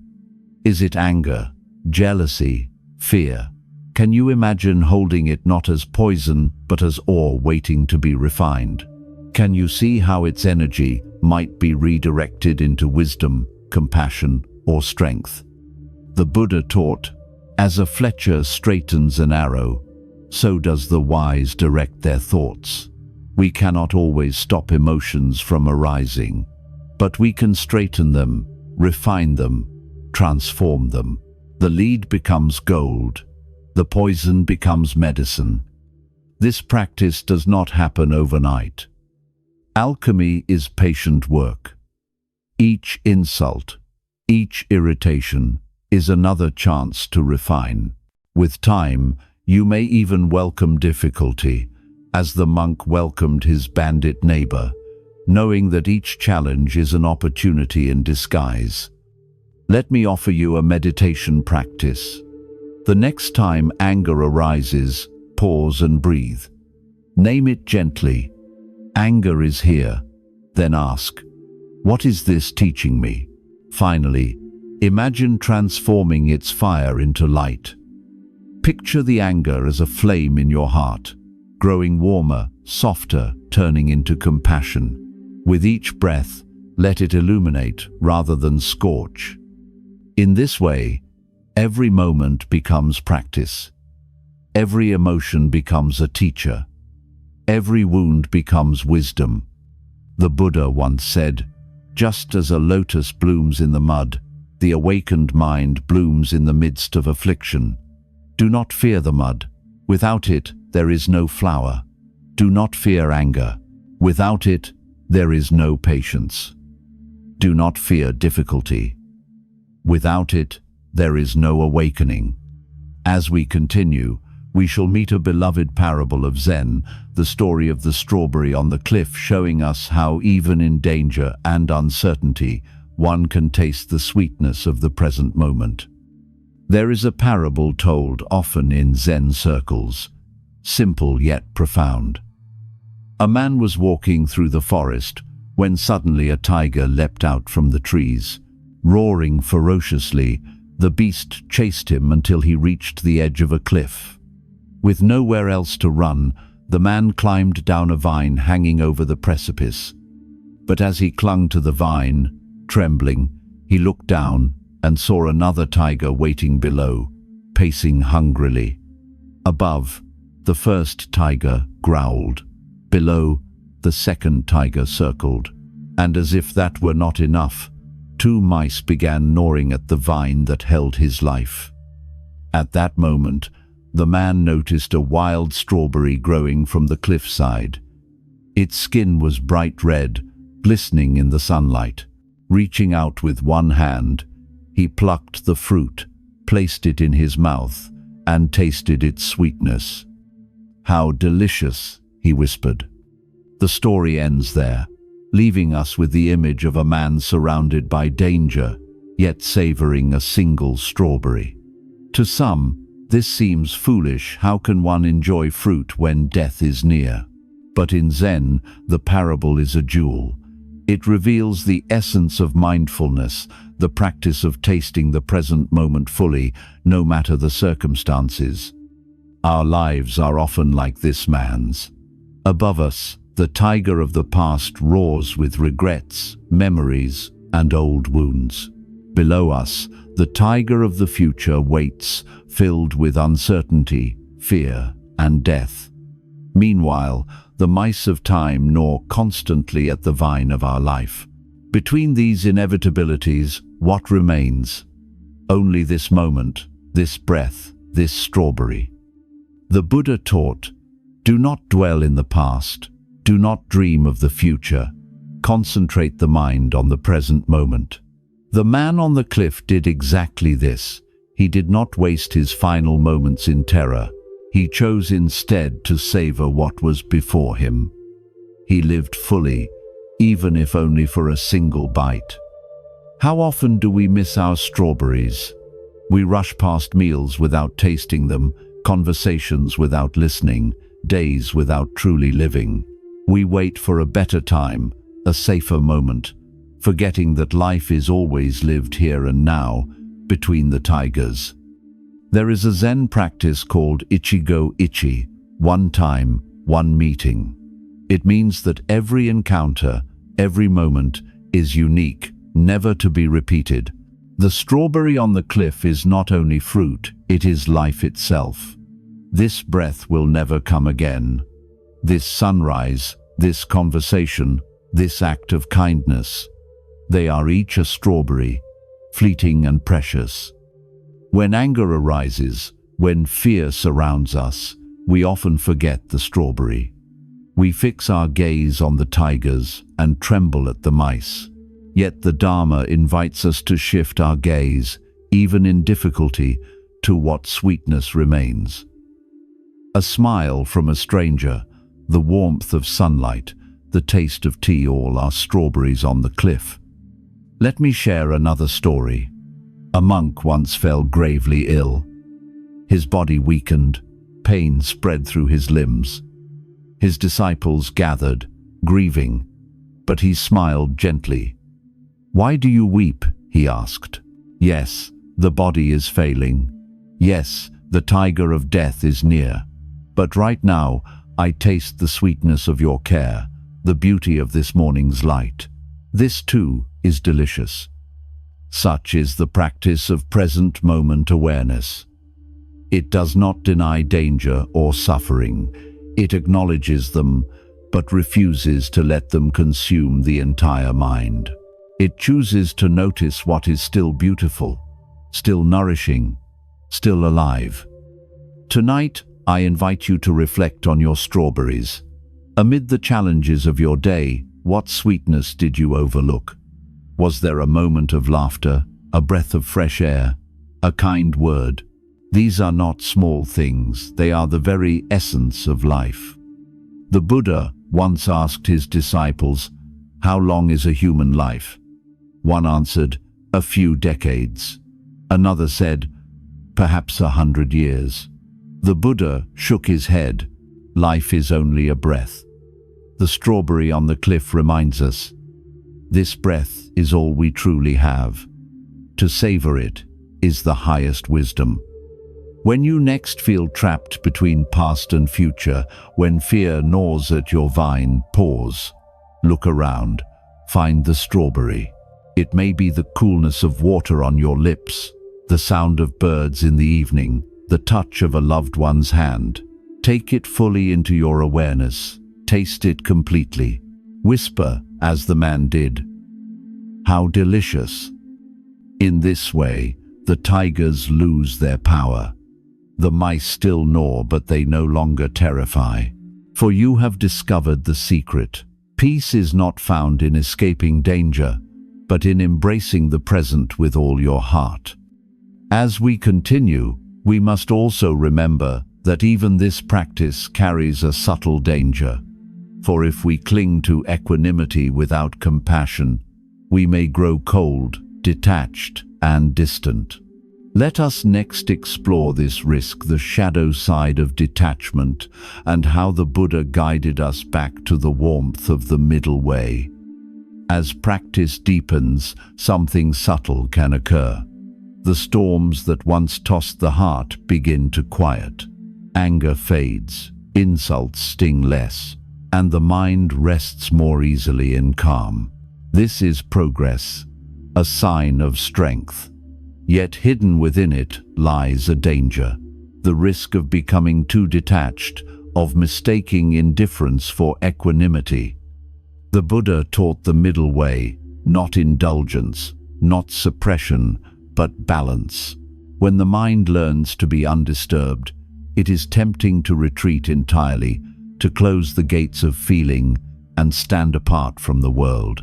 But this is not liberation, it is escape. True equanimity does not harden the heart.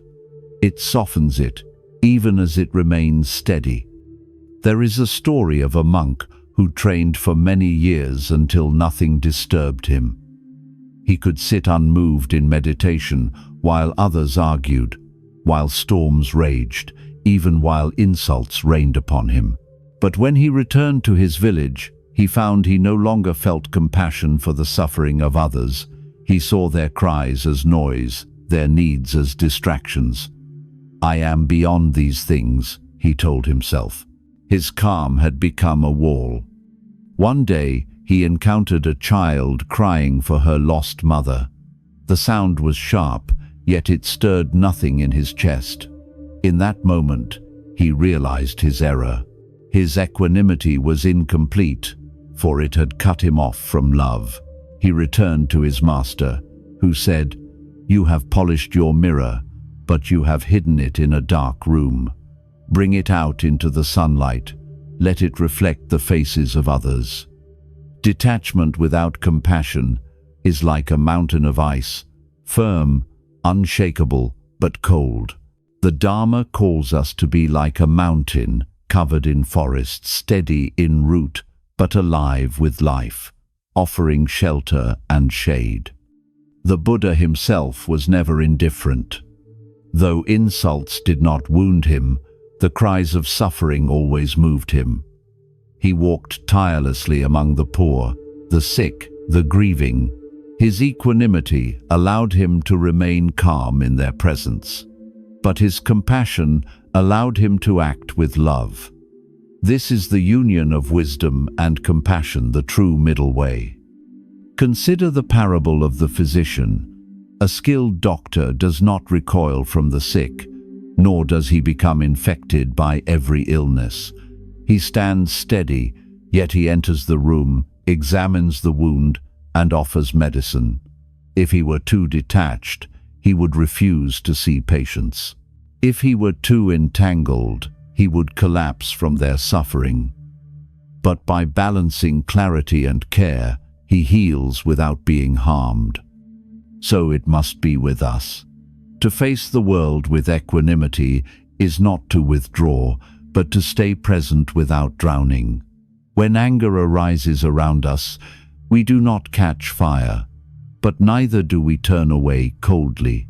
We stay steady, yet we remain kind. Tonight, reflect on your own practice. Have you ever mistaken numbness for peace? Have you turned away from someone's pain, thinking, "It does not touch me, so it is not my concern"?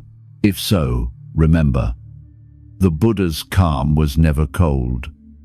His stillness was alive with compassion. The true test of equanimity is not whether we remain unmoved in solitude, but whether we can remain open-hearted in the midst of suffering.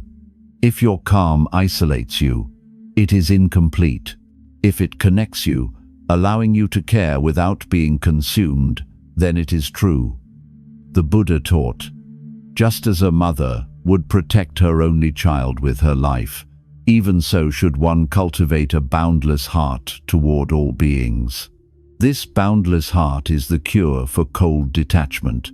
It ensures that the fortress of mind remains not a prison wall, but a sanctuary where others may rest.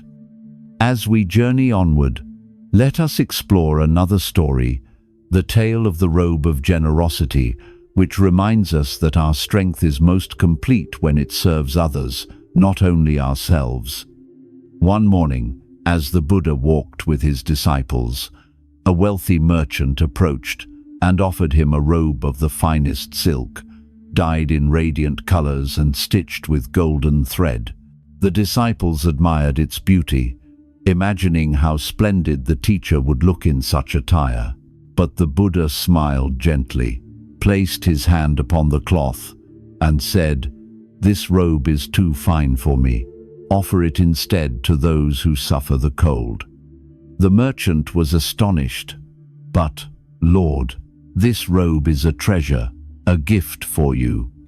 The Buddha replied, "True treasure is not in what we keep, but in what we give." The robe that warms me alone is small. The robe that warms many is vast. And so the robe was given to the poor, cut into smaller pieces, each one wrapping a shivering body. The disciples watched, and they understood. The Buddha's strength was not measured by how little disturbed him, but by how deeply he cared for others, even while undisturbed. This story reveals the heart of generosity, dana paramita, the perfection of giving. To be generous is not only to share possessions, but to share presence, patience, and peace. It is to use our calm, not as a private refuge, but as a gift to the world. There is a Zen tale of a monk who lived in the mountains. One night, a thief entered his hut, only to find nothing worth stealing. Seeing the thief shivering in the cold, the monk removed his robe and handed it to him. "Take this," he said. "May you not leave empty." Handed. After the thief departed, the monk looked up at the moon and whispered, "If only I could give him this as well." His generosity extended even to those who sought to harm him. This is the true spirit of the robe, not silk, not gold, but the willingness to cover another's suffering with our care.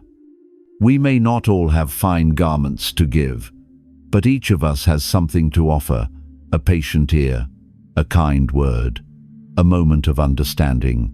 To someone drowning in loneliness, a single gesture of compassion is as precious as silk. Generosity also protects us from the subtle danger of detachment. When we give, we remain connected. Our fortress of mind does not become a wall that separates, but a home that shelters. We do not lose ourselves in others' storms, yet we do not stand aloof. We give what we can: steadiness, clarity, warmth. The Buddha taught, "If beings knew, as I know, the results of giving and sharing, they would not eat without having given, nor let the stain of selfishness remain in their hearts." Generosity is not loss, it is expansion. When we give, we discover that our peace grows larger, our joy more abundant. Consider this in your own life. When someone insults you, you may refuse their anger, that is wisdom. But what if, in refusing, you also offer compassion? What if, instead of a closed silence, you return patience, kindness, or even a smile? This is generosity in its highest form, to give peace where others give hostility. There is another parable from the Buddhist sutras. A king once asked a monk, "What is the greatest gift a man can give?" The monk replied, "To give another freedom from fear." The king pondered this, and later built shelters along the roads for travelers, so none would fear hunger or exposure. He realized that to use his power to protect others was the noblest use of his strength. In the same way, when we develop inner calm, we hold a power greater than kingship, the power to give peace. We can create a field around us where others feel safe to breathe, safe to rest, safe to lay down their own burdens. Our calm becomes their robe. Tonight, reflect. What robe can you give? Is it time, patience, compassion, or understanding? Who near you is shivering, not from cold, but from loneliness, anger, or fear? How might you wrap them gently in your presence? The robe of generosity is not worn for show. It is given away, piece by piece, until what remains is the naked heart, open, luminous, unshaken.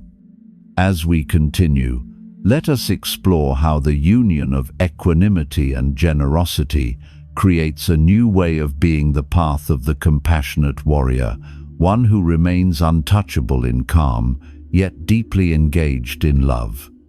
In the sutras, the Buddha is sometimes called a lion among men, not because he roared with anger, but because he walked the earth with fearless compassion.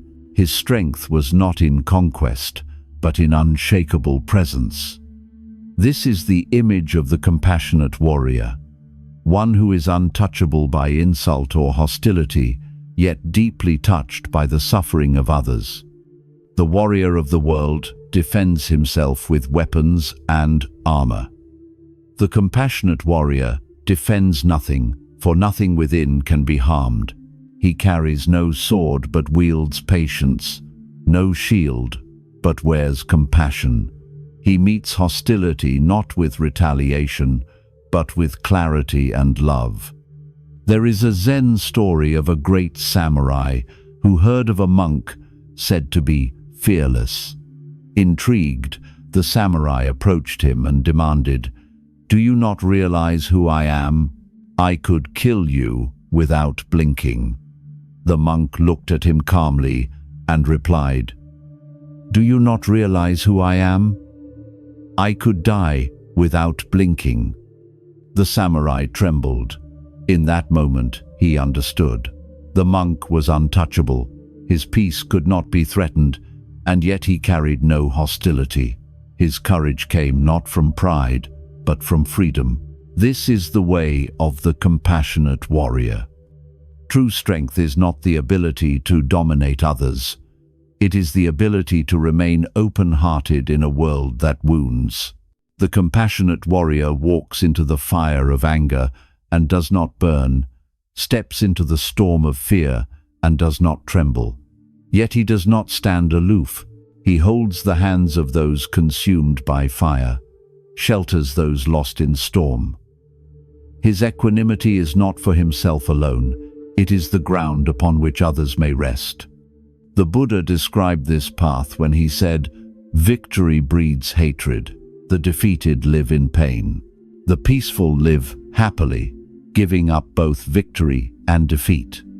The compassionate warrior has no need to win or to prove. His victory is freedom from the need for victory itself.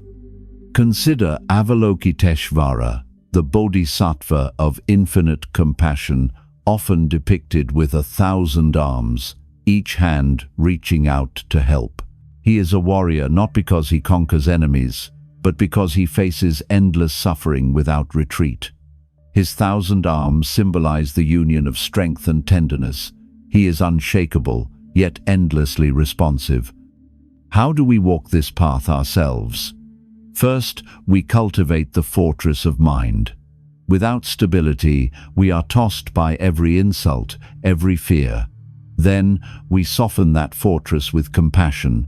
Strength without compassion is coldness. Compassion without strength is fragility. Together, they create the balanced heart of the compassionate warrior. Let me share a parable. A young monk once asked his master, "How can I protect myself from others' cruelty?" The master handed him a bowl of water and said, "Hold it steady." The monk balanced it carefully. Then the master struck the bowl with a stick.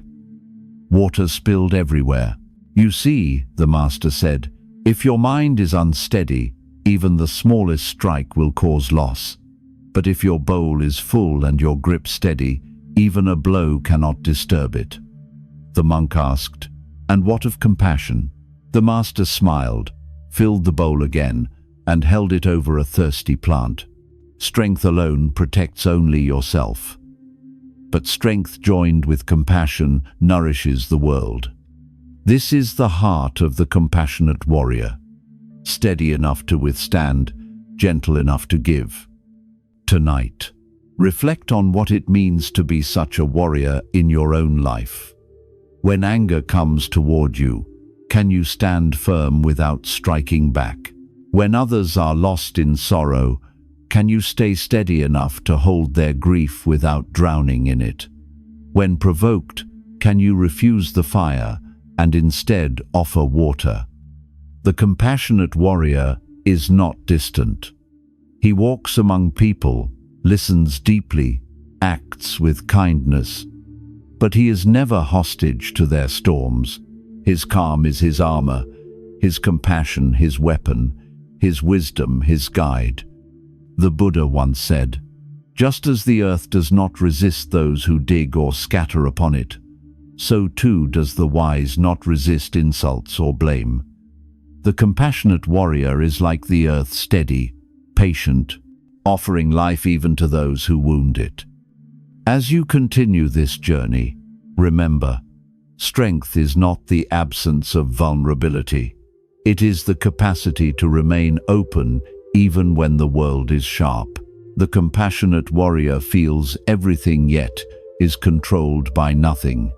He is touched by others' pain but not broken by it. He stands steady, not for pride, but to serve. And so, our path deepens. For the warrior's strength must be practiced daily, in every small irritation and every small act of love. Next, let us turn to a simple practice, a three-step way to train the mind each day, so that when anger arises, we already know how to meet it. The mind, like a field, must be cultivated daily. If we do not tend it, weeds of anger and distraction quickly grow. The compassionate warrior does not wait for the storm. Before training, he strengthens himself each day. So when the winds come, he stands firm. The Buddha offered many practices, yet at their heart, they can be distilled into three simple steps. Breathe, observe, and choose. The first step is to breathe. Breath is the bridge between body and mind, between turmoil and peace. When anger arises, the heart races, the breath shortens, the body prepares for battle. By taking a single conscious breath, we interrupt the storm. The Buddha said, breathing in, I calm body and mind. Breathing out, I smile. This is not merely poetry, it is medicine. Each slow breath cools the fire, returns us to the present, and reminds us that we are not prisoners of impulse. Imagine standing in a heated argument. Words fly like arrows. Your chest tightens, anger surges. In that very moment, if you can pause and take one deep breath, you create space. The breath does not erase the anger, but it keeps you from being swept away. It is as if a door opens, and fresh air enters the room of the mind. The second step is to observe.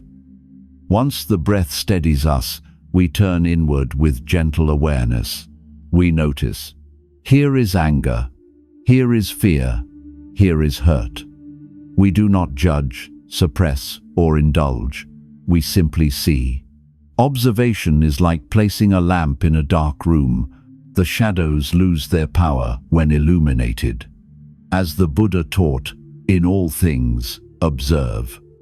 There is a Zen image of sitting by a river, watching leaves float past. Each leaf is a thought, an emotion, a memory.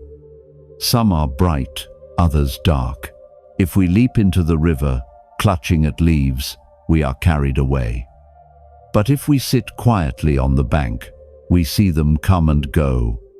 Observation places us on the riverbank. We no longer drown in emotion. We watch it drift. The third step is to choose. From the calm of observation, we ask, what response aligns with my values, with compassion, with wisdom? We no longer react blindly. We act consciously. Perhaps we choose silence instead of retaliation, kindness instead of cruelty, patience instead of haste. The event remains the same, but the outcome transforms. A story illustrates this well. A monk was once insulted by a passerby. Instead of reacting, he breathed, observed his anger rising, and then chose his response. He bowed to the man and continued walking. Later, he told his disciples, I did not suppress my anger, nor did I feed it. I simply watched it arise and pass, and then I chose peace. His choice did not change the insult, but it changed everything that followed. These three steps, breathe, observe, choose, may seem simple, but practiced daily, they reshape the mind. Each time we breathe instead of lashing out, we strengthen the gap between stimulus and response. Each time we observe, instead of identifying, we polish the mirror. Each time we choose wisely, we weave compassion more deeply into our being. Tonight, reflect on how you might apply these steps in your life. Who triggers you most often? Can you breathe when they speak? Can you observe your own mind rather than fixate on theirs? Can you choose a response that reflects your deepest values, not your momentary impulses? This practice does not demand perfection. Some days we will forget to breathe, forget to observe, forget to choose. Yet even one conscious breath, one moment of observation, one mindful choice plants seeds of transformation. Over time, the seeds grow into strength, and the strength becomes freedom. The Buddha reminded us, drop by drop, the jar is filled. Likewise, the wise man, gathering little by little, fills himself with good. Do not underestimate small efforts. Each breath is a drop. Each observation, a drop. Each wise choice, another drop. Soon, the jar of your heart overflows with peace. And so, the compassionate warrior is not forged in a single battle, but in daily practice. Breath by breath, step by step, choice by choice, we learn to remain steady and kind. As we move forward, let us see how even insults can become invitations to laugh, as the Zen masters show us in the tale of the laughing monk. In a quiet village, there lived a monk renowned for his calm. People admired his composure, but some grew irritated by it. Surely he cannot always remain so peaceful, they whispered. Let us test him. And so, a group of young men approached the monk while he sat beneath a tree in meditation. They hurled insults, mocking his robe, his bald head, his simple ways. At first, he sat silently, unmoved. The more they insulted, the louder they became. Finally, one shouted, "You are nothing but a fool in rags." At that, the monk opened his eyes, and to everyone's surprise, he began to laugh.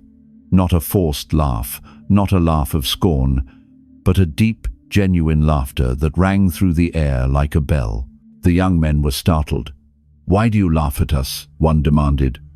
The monk replied, "You came to give me anger, but I already have peace.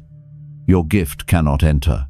Instead, you have given me amusement, for you have worked so hard to disturb me, and yet you disturb only yourselves." Hearing this, the young men fell silent. Some laughed with him, others bowed in shame. But all of them remembered the sound of that laughter, the laughter of one who could not be shaken. This story is told in many variations, but its meaning is the same. The monk did not meet insult with silence alone, nor with anger, nor with indifference. He transformed it into joy. His laughter was not mockery, it was freedom. The Buddha once said, "Better than 1,000 hollow words is one word that brings peace." The monk's laughter was that word. It ended the battle before it began. Where anger expected resistance, it met openness. Where insult sought injury, it found only mirth. In that moment, hostility dissolved. This is the art of the laughing monk. To turn attacks into play, to see the futility of anger so clearly that it becomes humorous. It is not a forced smile hiding pain, but a genuine recognition that insults have no real substance. Like trying to punch smoke, they dissolve when met with clarity. Imagine someone calling you foolish. If you cling to the idea of being wise, their words pierce like arrows. But if you release the idea, if you see the play of conditions, you may even laugh. Foolish, perhaps. Wise, perhaps. In this vast universe, who can say? The insult loses its power. What remains is lightness. There is another tale of a Zen master whose students tested him by shouting, "You are nothing but a donkey." The master brayed loudly in reply, making the whole hall erupt in laughter. The insult melted away because the master refused to take it seriously.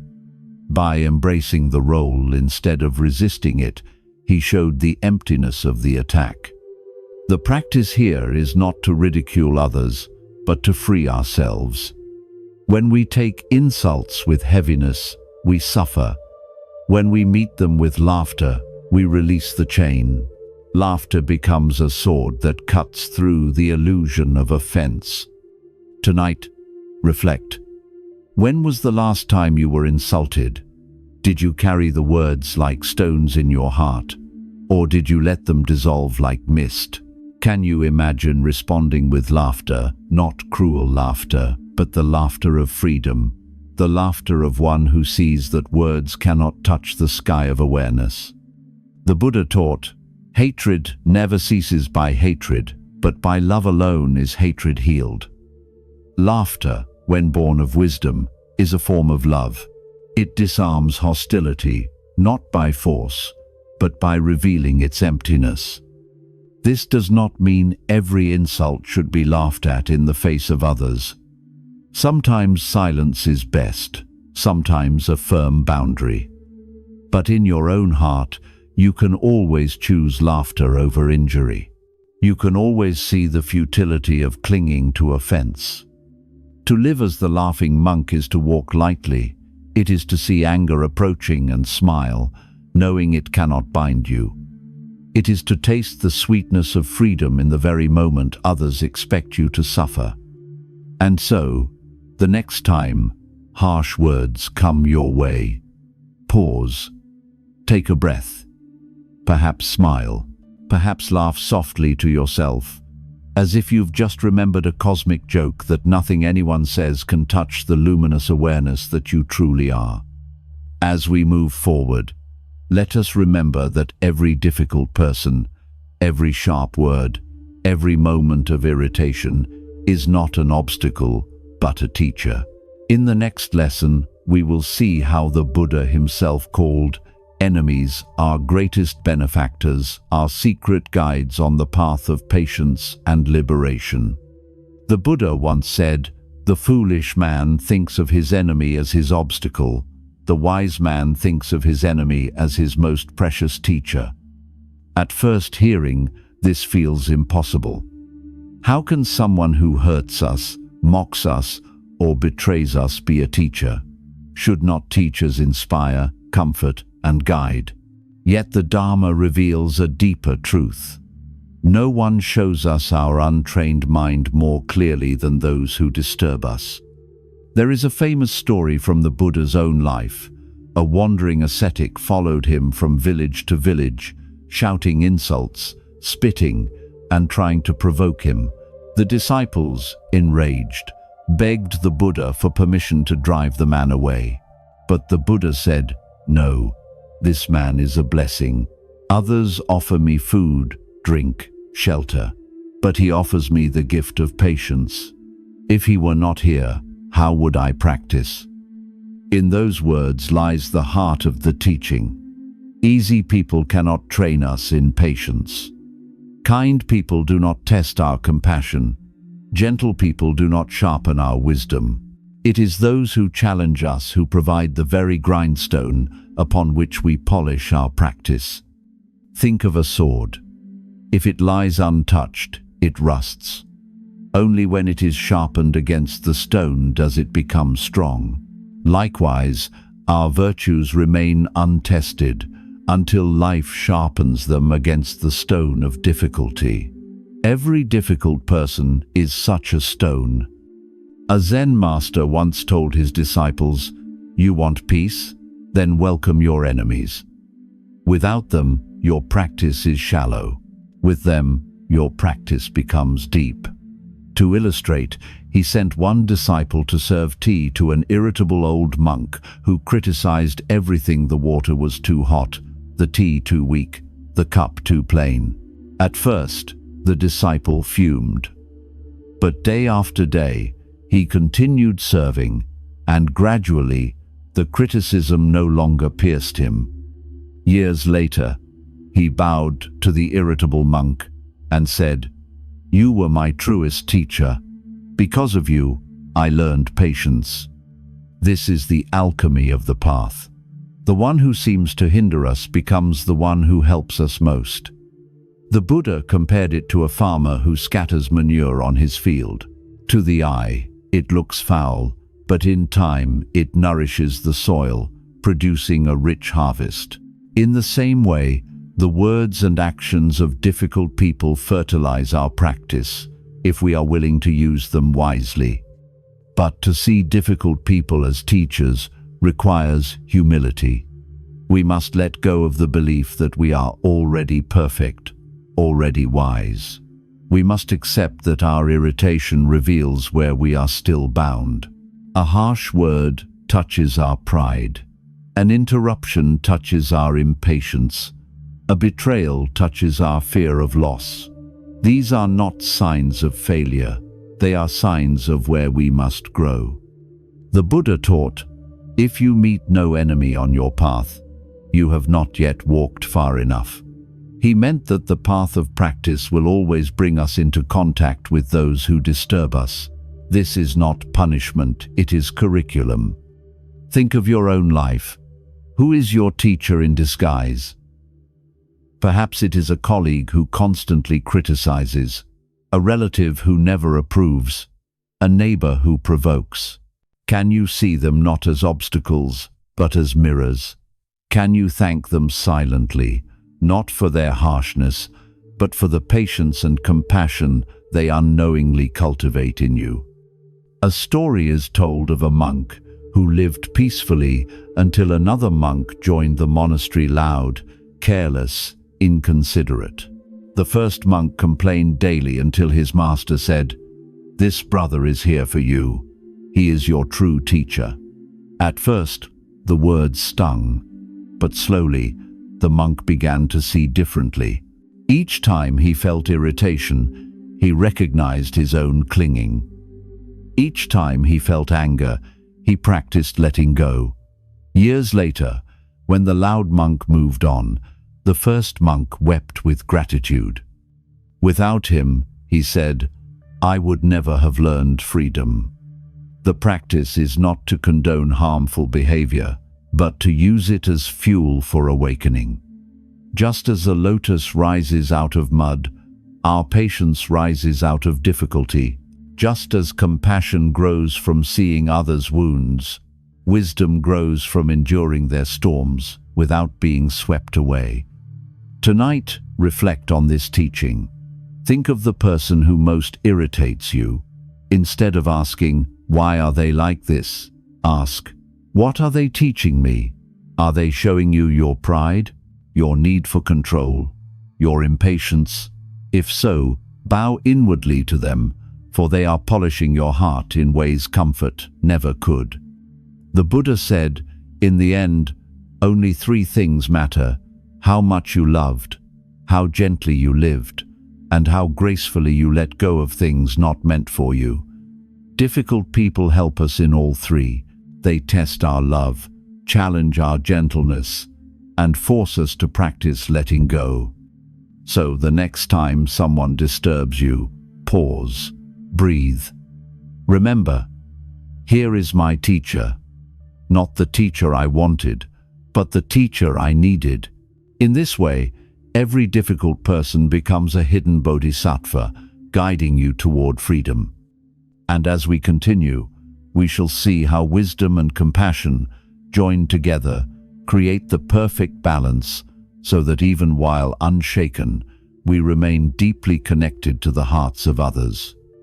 The Buddha often compared the path to a bird with two wings. One wing is wisdom, the other is compassion. If either is missing, the bird cannot fly. Wisdom alone may make us calm, but cold. Compassion alone may make us warm, but fragile. Together, They allow us to soar freely, unshaken yet open-hearted. There is a story of a monk known for his great wisdom. He could recite sutras by memory, explain the deepest doctrines, and remain unmoved in meditation. Yet when people came to him in sorrow, he offered only teachings, never tenderness. A grieving mother once approached, asking for comfort. He replied, "All things are impermanent. Accept it." Though his words were true, they pierced her heart like ice. She left more desolate than before. Nearby lived another monk, known for his boundless compassion. He wept easily with those in pain, gave freely of his time, and embraced all who came. Yet he often collapsed beneath their burdens, unable to maintain balance. His love was deep, but without clarity it left him exhausted. One day the two monks met. Each admired the other's quality, and each recognized his own lack. They bowed to one another, and from that day they practiced together, one learning to temper wisdom with warmth, the other learning to steady compassion with insight. In time, they became like two wings of the same bird, soaring far beyond what either could achieve alone. This union of wisdom and compassion is the essence of the Dharma. Wisdom sees the emptiness of insults, the impermanence of pain, the illusory nature of self. Compassion feels the reality of others' suffering, their loneliness, their longing for peace. Wisdom says, "This too shall pass." Compassion says, "Yes, but while it is here, let me hold you." The Buddha embodied this perfectly.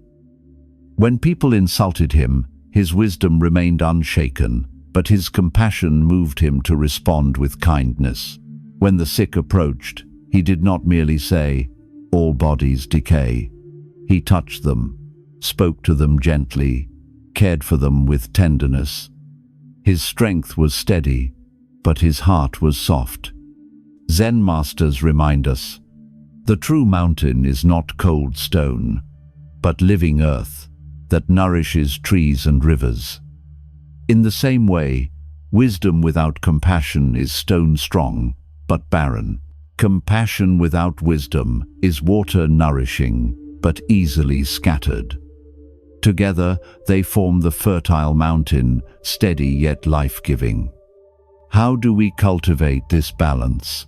We begin with wisdom, observing emotions, refusing the second arrow, seeing through attacks. But we do not stop there. We then turn toward compassion, asking, what does this person need? What pain drives their words? How can I act with kindness, even as I remain steady? Consider a parable. A man once cursed a monk, calling him worthless. The monk, steady in wisdom, was not pierced. But instead of merely walking away, he saw the man's trembling hands and weary face. He offered him food and water. The man, shocked, wept, saying, "No one has ever answered my anger with care." The monk replied, "Your words showed me your suffering. How could I not respond with kindness?" This is wisdom and compassion united. The insult did not touch him, but the suffering behind it did. His calm protected him, his compassion embraced the other. Tonight, reflect on your own responses. Do you lean more toward wisdom or compassion? Are you steady but distant, or tender but overwhelmed? Can you imagine blending the two, standing firm, while also reaching out? The Buddha taught, as the lotus rises unsullied from the mud, so the wise rise unshaken by the world. Yet like the lotus, they give fragrance to all beings. The lotus does not retreat into the mud, nor does it despise it. It rises clear, yet it shares its beauty freely. So must we. Rise above anger, yet remain connected through love. There is a practice for this union. When anger arises, First, apply wisdom. Breathe, observe, refuse the second arrow. Then add compassion, silently wish the other well. Say inwardly, "May you be free from suffering. May you find peace." Even if they never hear your words, your heart softens. You remain steady, but no longer cold. Over time, this practice transforms us. We no longer fear difficult people, for they cannot harm us. We no longer avoid them, for we feel their pain. We meet them with the strength of wisdom and the warmth of compassion. As we near the end of this journey, remember, wisdom without compassion can isolate, compassion without wisdom can exhaust. But together, they create the compassionate warrior, the one who can stand in storms without trembling, and yet whose presence is a shelter for others. In the final lesson, we will gather all we have learned: the empty boat, the two arrows, the dusty mirror, the compassionate warrior, and see how they unite into the ultimate way of being. To live untouchable yet deeply human, strong yet tender, free yet connected. We have walked a long path together, through rivers and cliffs, through empty boats and dusty mirrors, through the laughter of monks and the silence of mountains. Along the way, we have seen how anger arises, how it can be refused, transformed, and transcended. And now we arrive at the closing, the final blessing of this teaching: to live as one who is untouchable in peace, yet deeply human in love. The Buddha taught that liberation is not escape from the world, but freedom within it. The storms of insult, betrayal, and loss will always come. The tigers will still prowl above and below. The mice of time will still gnaw at the vine. But within all this, there remains a sweetness, the strawberry, the laughter, the quiet breath that cannot be taken away. Let us remember what we have gathered. We began with the empty boat, learning that most of our anger comes from imagined intention. When we see the boat is empty, our fury dissolves. We saw the truth of the two arrows, that the first arrow of pain is unavoidable, but the second arrow of resentment is our own. Wisdom means refusing to fire that second arrow. We looked into the dusty mirror, realizing that provocations do not soil us. They reveal the dust already present. Each irritation is a call to polish, to return to clarity. We learned the art of emotional alchemy, turning anger into compassion, jealousy into gratitude, fear into courage. The very poisons of the heart become the gold of awakening. We encountered the strawberry on the cliff, showing us that even between danger and death, we can taste the present moment fully. Life is always here, always delicious. We became aware of the risk of detachment, the temptation to mistake numbness for peace. The Dharma showed us that true equanimity is never cold. It is warmth made steady by wisdom. We were wrapped in the robe of generosity, reminded that our strength is most complete when it shelters others. Our calm is not for ourselves alone, but as a refuge for the weary. We stepped into the path of the compassionate warrior, whose sword is patience and whose armor is compassion. He cannot be defeated because he fights no one. His strength lies in love. And finally, we saw how wisdom and compassion unite two wings of the same bird, allowing us to fly through life untouchable yet fully engaged, steady yet tender. All of these stories, all of these teachings, point to one truth. We are not prisoners of our reactions. We are not bound by anger, nor by insult, nor by fear. We are awareness itself, vast, luminous, unshaken. Yet this awareness is not cold emptiness. It is alive with compassion. To be untouchable is not to withdraw. but to stand steady enough that we can embrace others without being swept away. This is the highest freedom. To remain open in a world that wounds, to remain kind in a world that provokes, to remain human in a world that forgets its own humanity. There is a story told of the Buddha in his final days.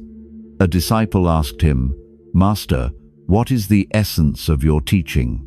The Buddha replied, "To see things as they are, and to love all beings as yourself." In these words lies the union of wisdom and compassion, the very heart of the path. Tonight, as we close, I invite you to rest in this truth. Every trigger is a teacher. Every difficult person is a mirror. Every insult is an arrow you may choose not to carry. Every storm is a chance to stand as a mountain, steady and kind. The practice is not about never feeling anger, but about never being ruled by it. It is about touching the world without being changed by it, holding suffering without being broken by it, tasting joy even in the presence of fear. Take a breath now. Feel the air enter, cool and calming. Feel it leave, soft and releasing. In this breath is the whole path. Here is the gap between stimulus and response, the space of freedom. Here is the empty boat, drifting harmlessly. Here is the strawberry, sweet and fleeting. Here is the mirror, clear once more. The Buddha said, "Peace comes from within. Do not seek it without. Your peace has never belonged to others. It has always been within you, waiting in the stillness of each breath. No insult can take it. No betrayal can shatter it. No storm can sweep it away." And so, as you close your eyes tonight, may you feel the strength of the compassionate warrior within you.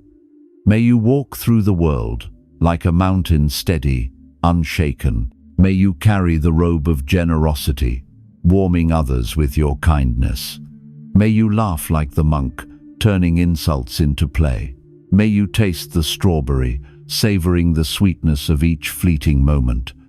Above all, may you know that true strength is not what cannot touch you, but what you can touch without being changed by it. Rest now in that strength. Rest now in that peace. Rest now in the vast sky of awareness, luminous, boundless, free. And when morning comes, walk gently into the world, carrying the quiet blessing of one who cannot be disturbed. Which of these stories spoke most deeply to you?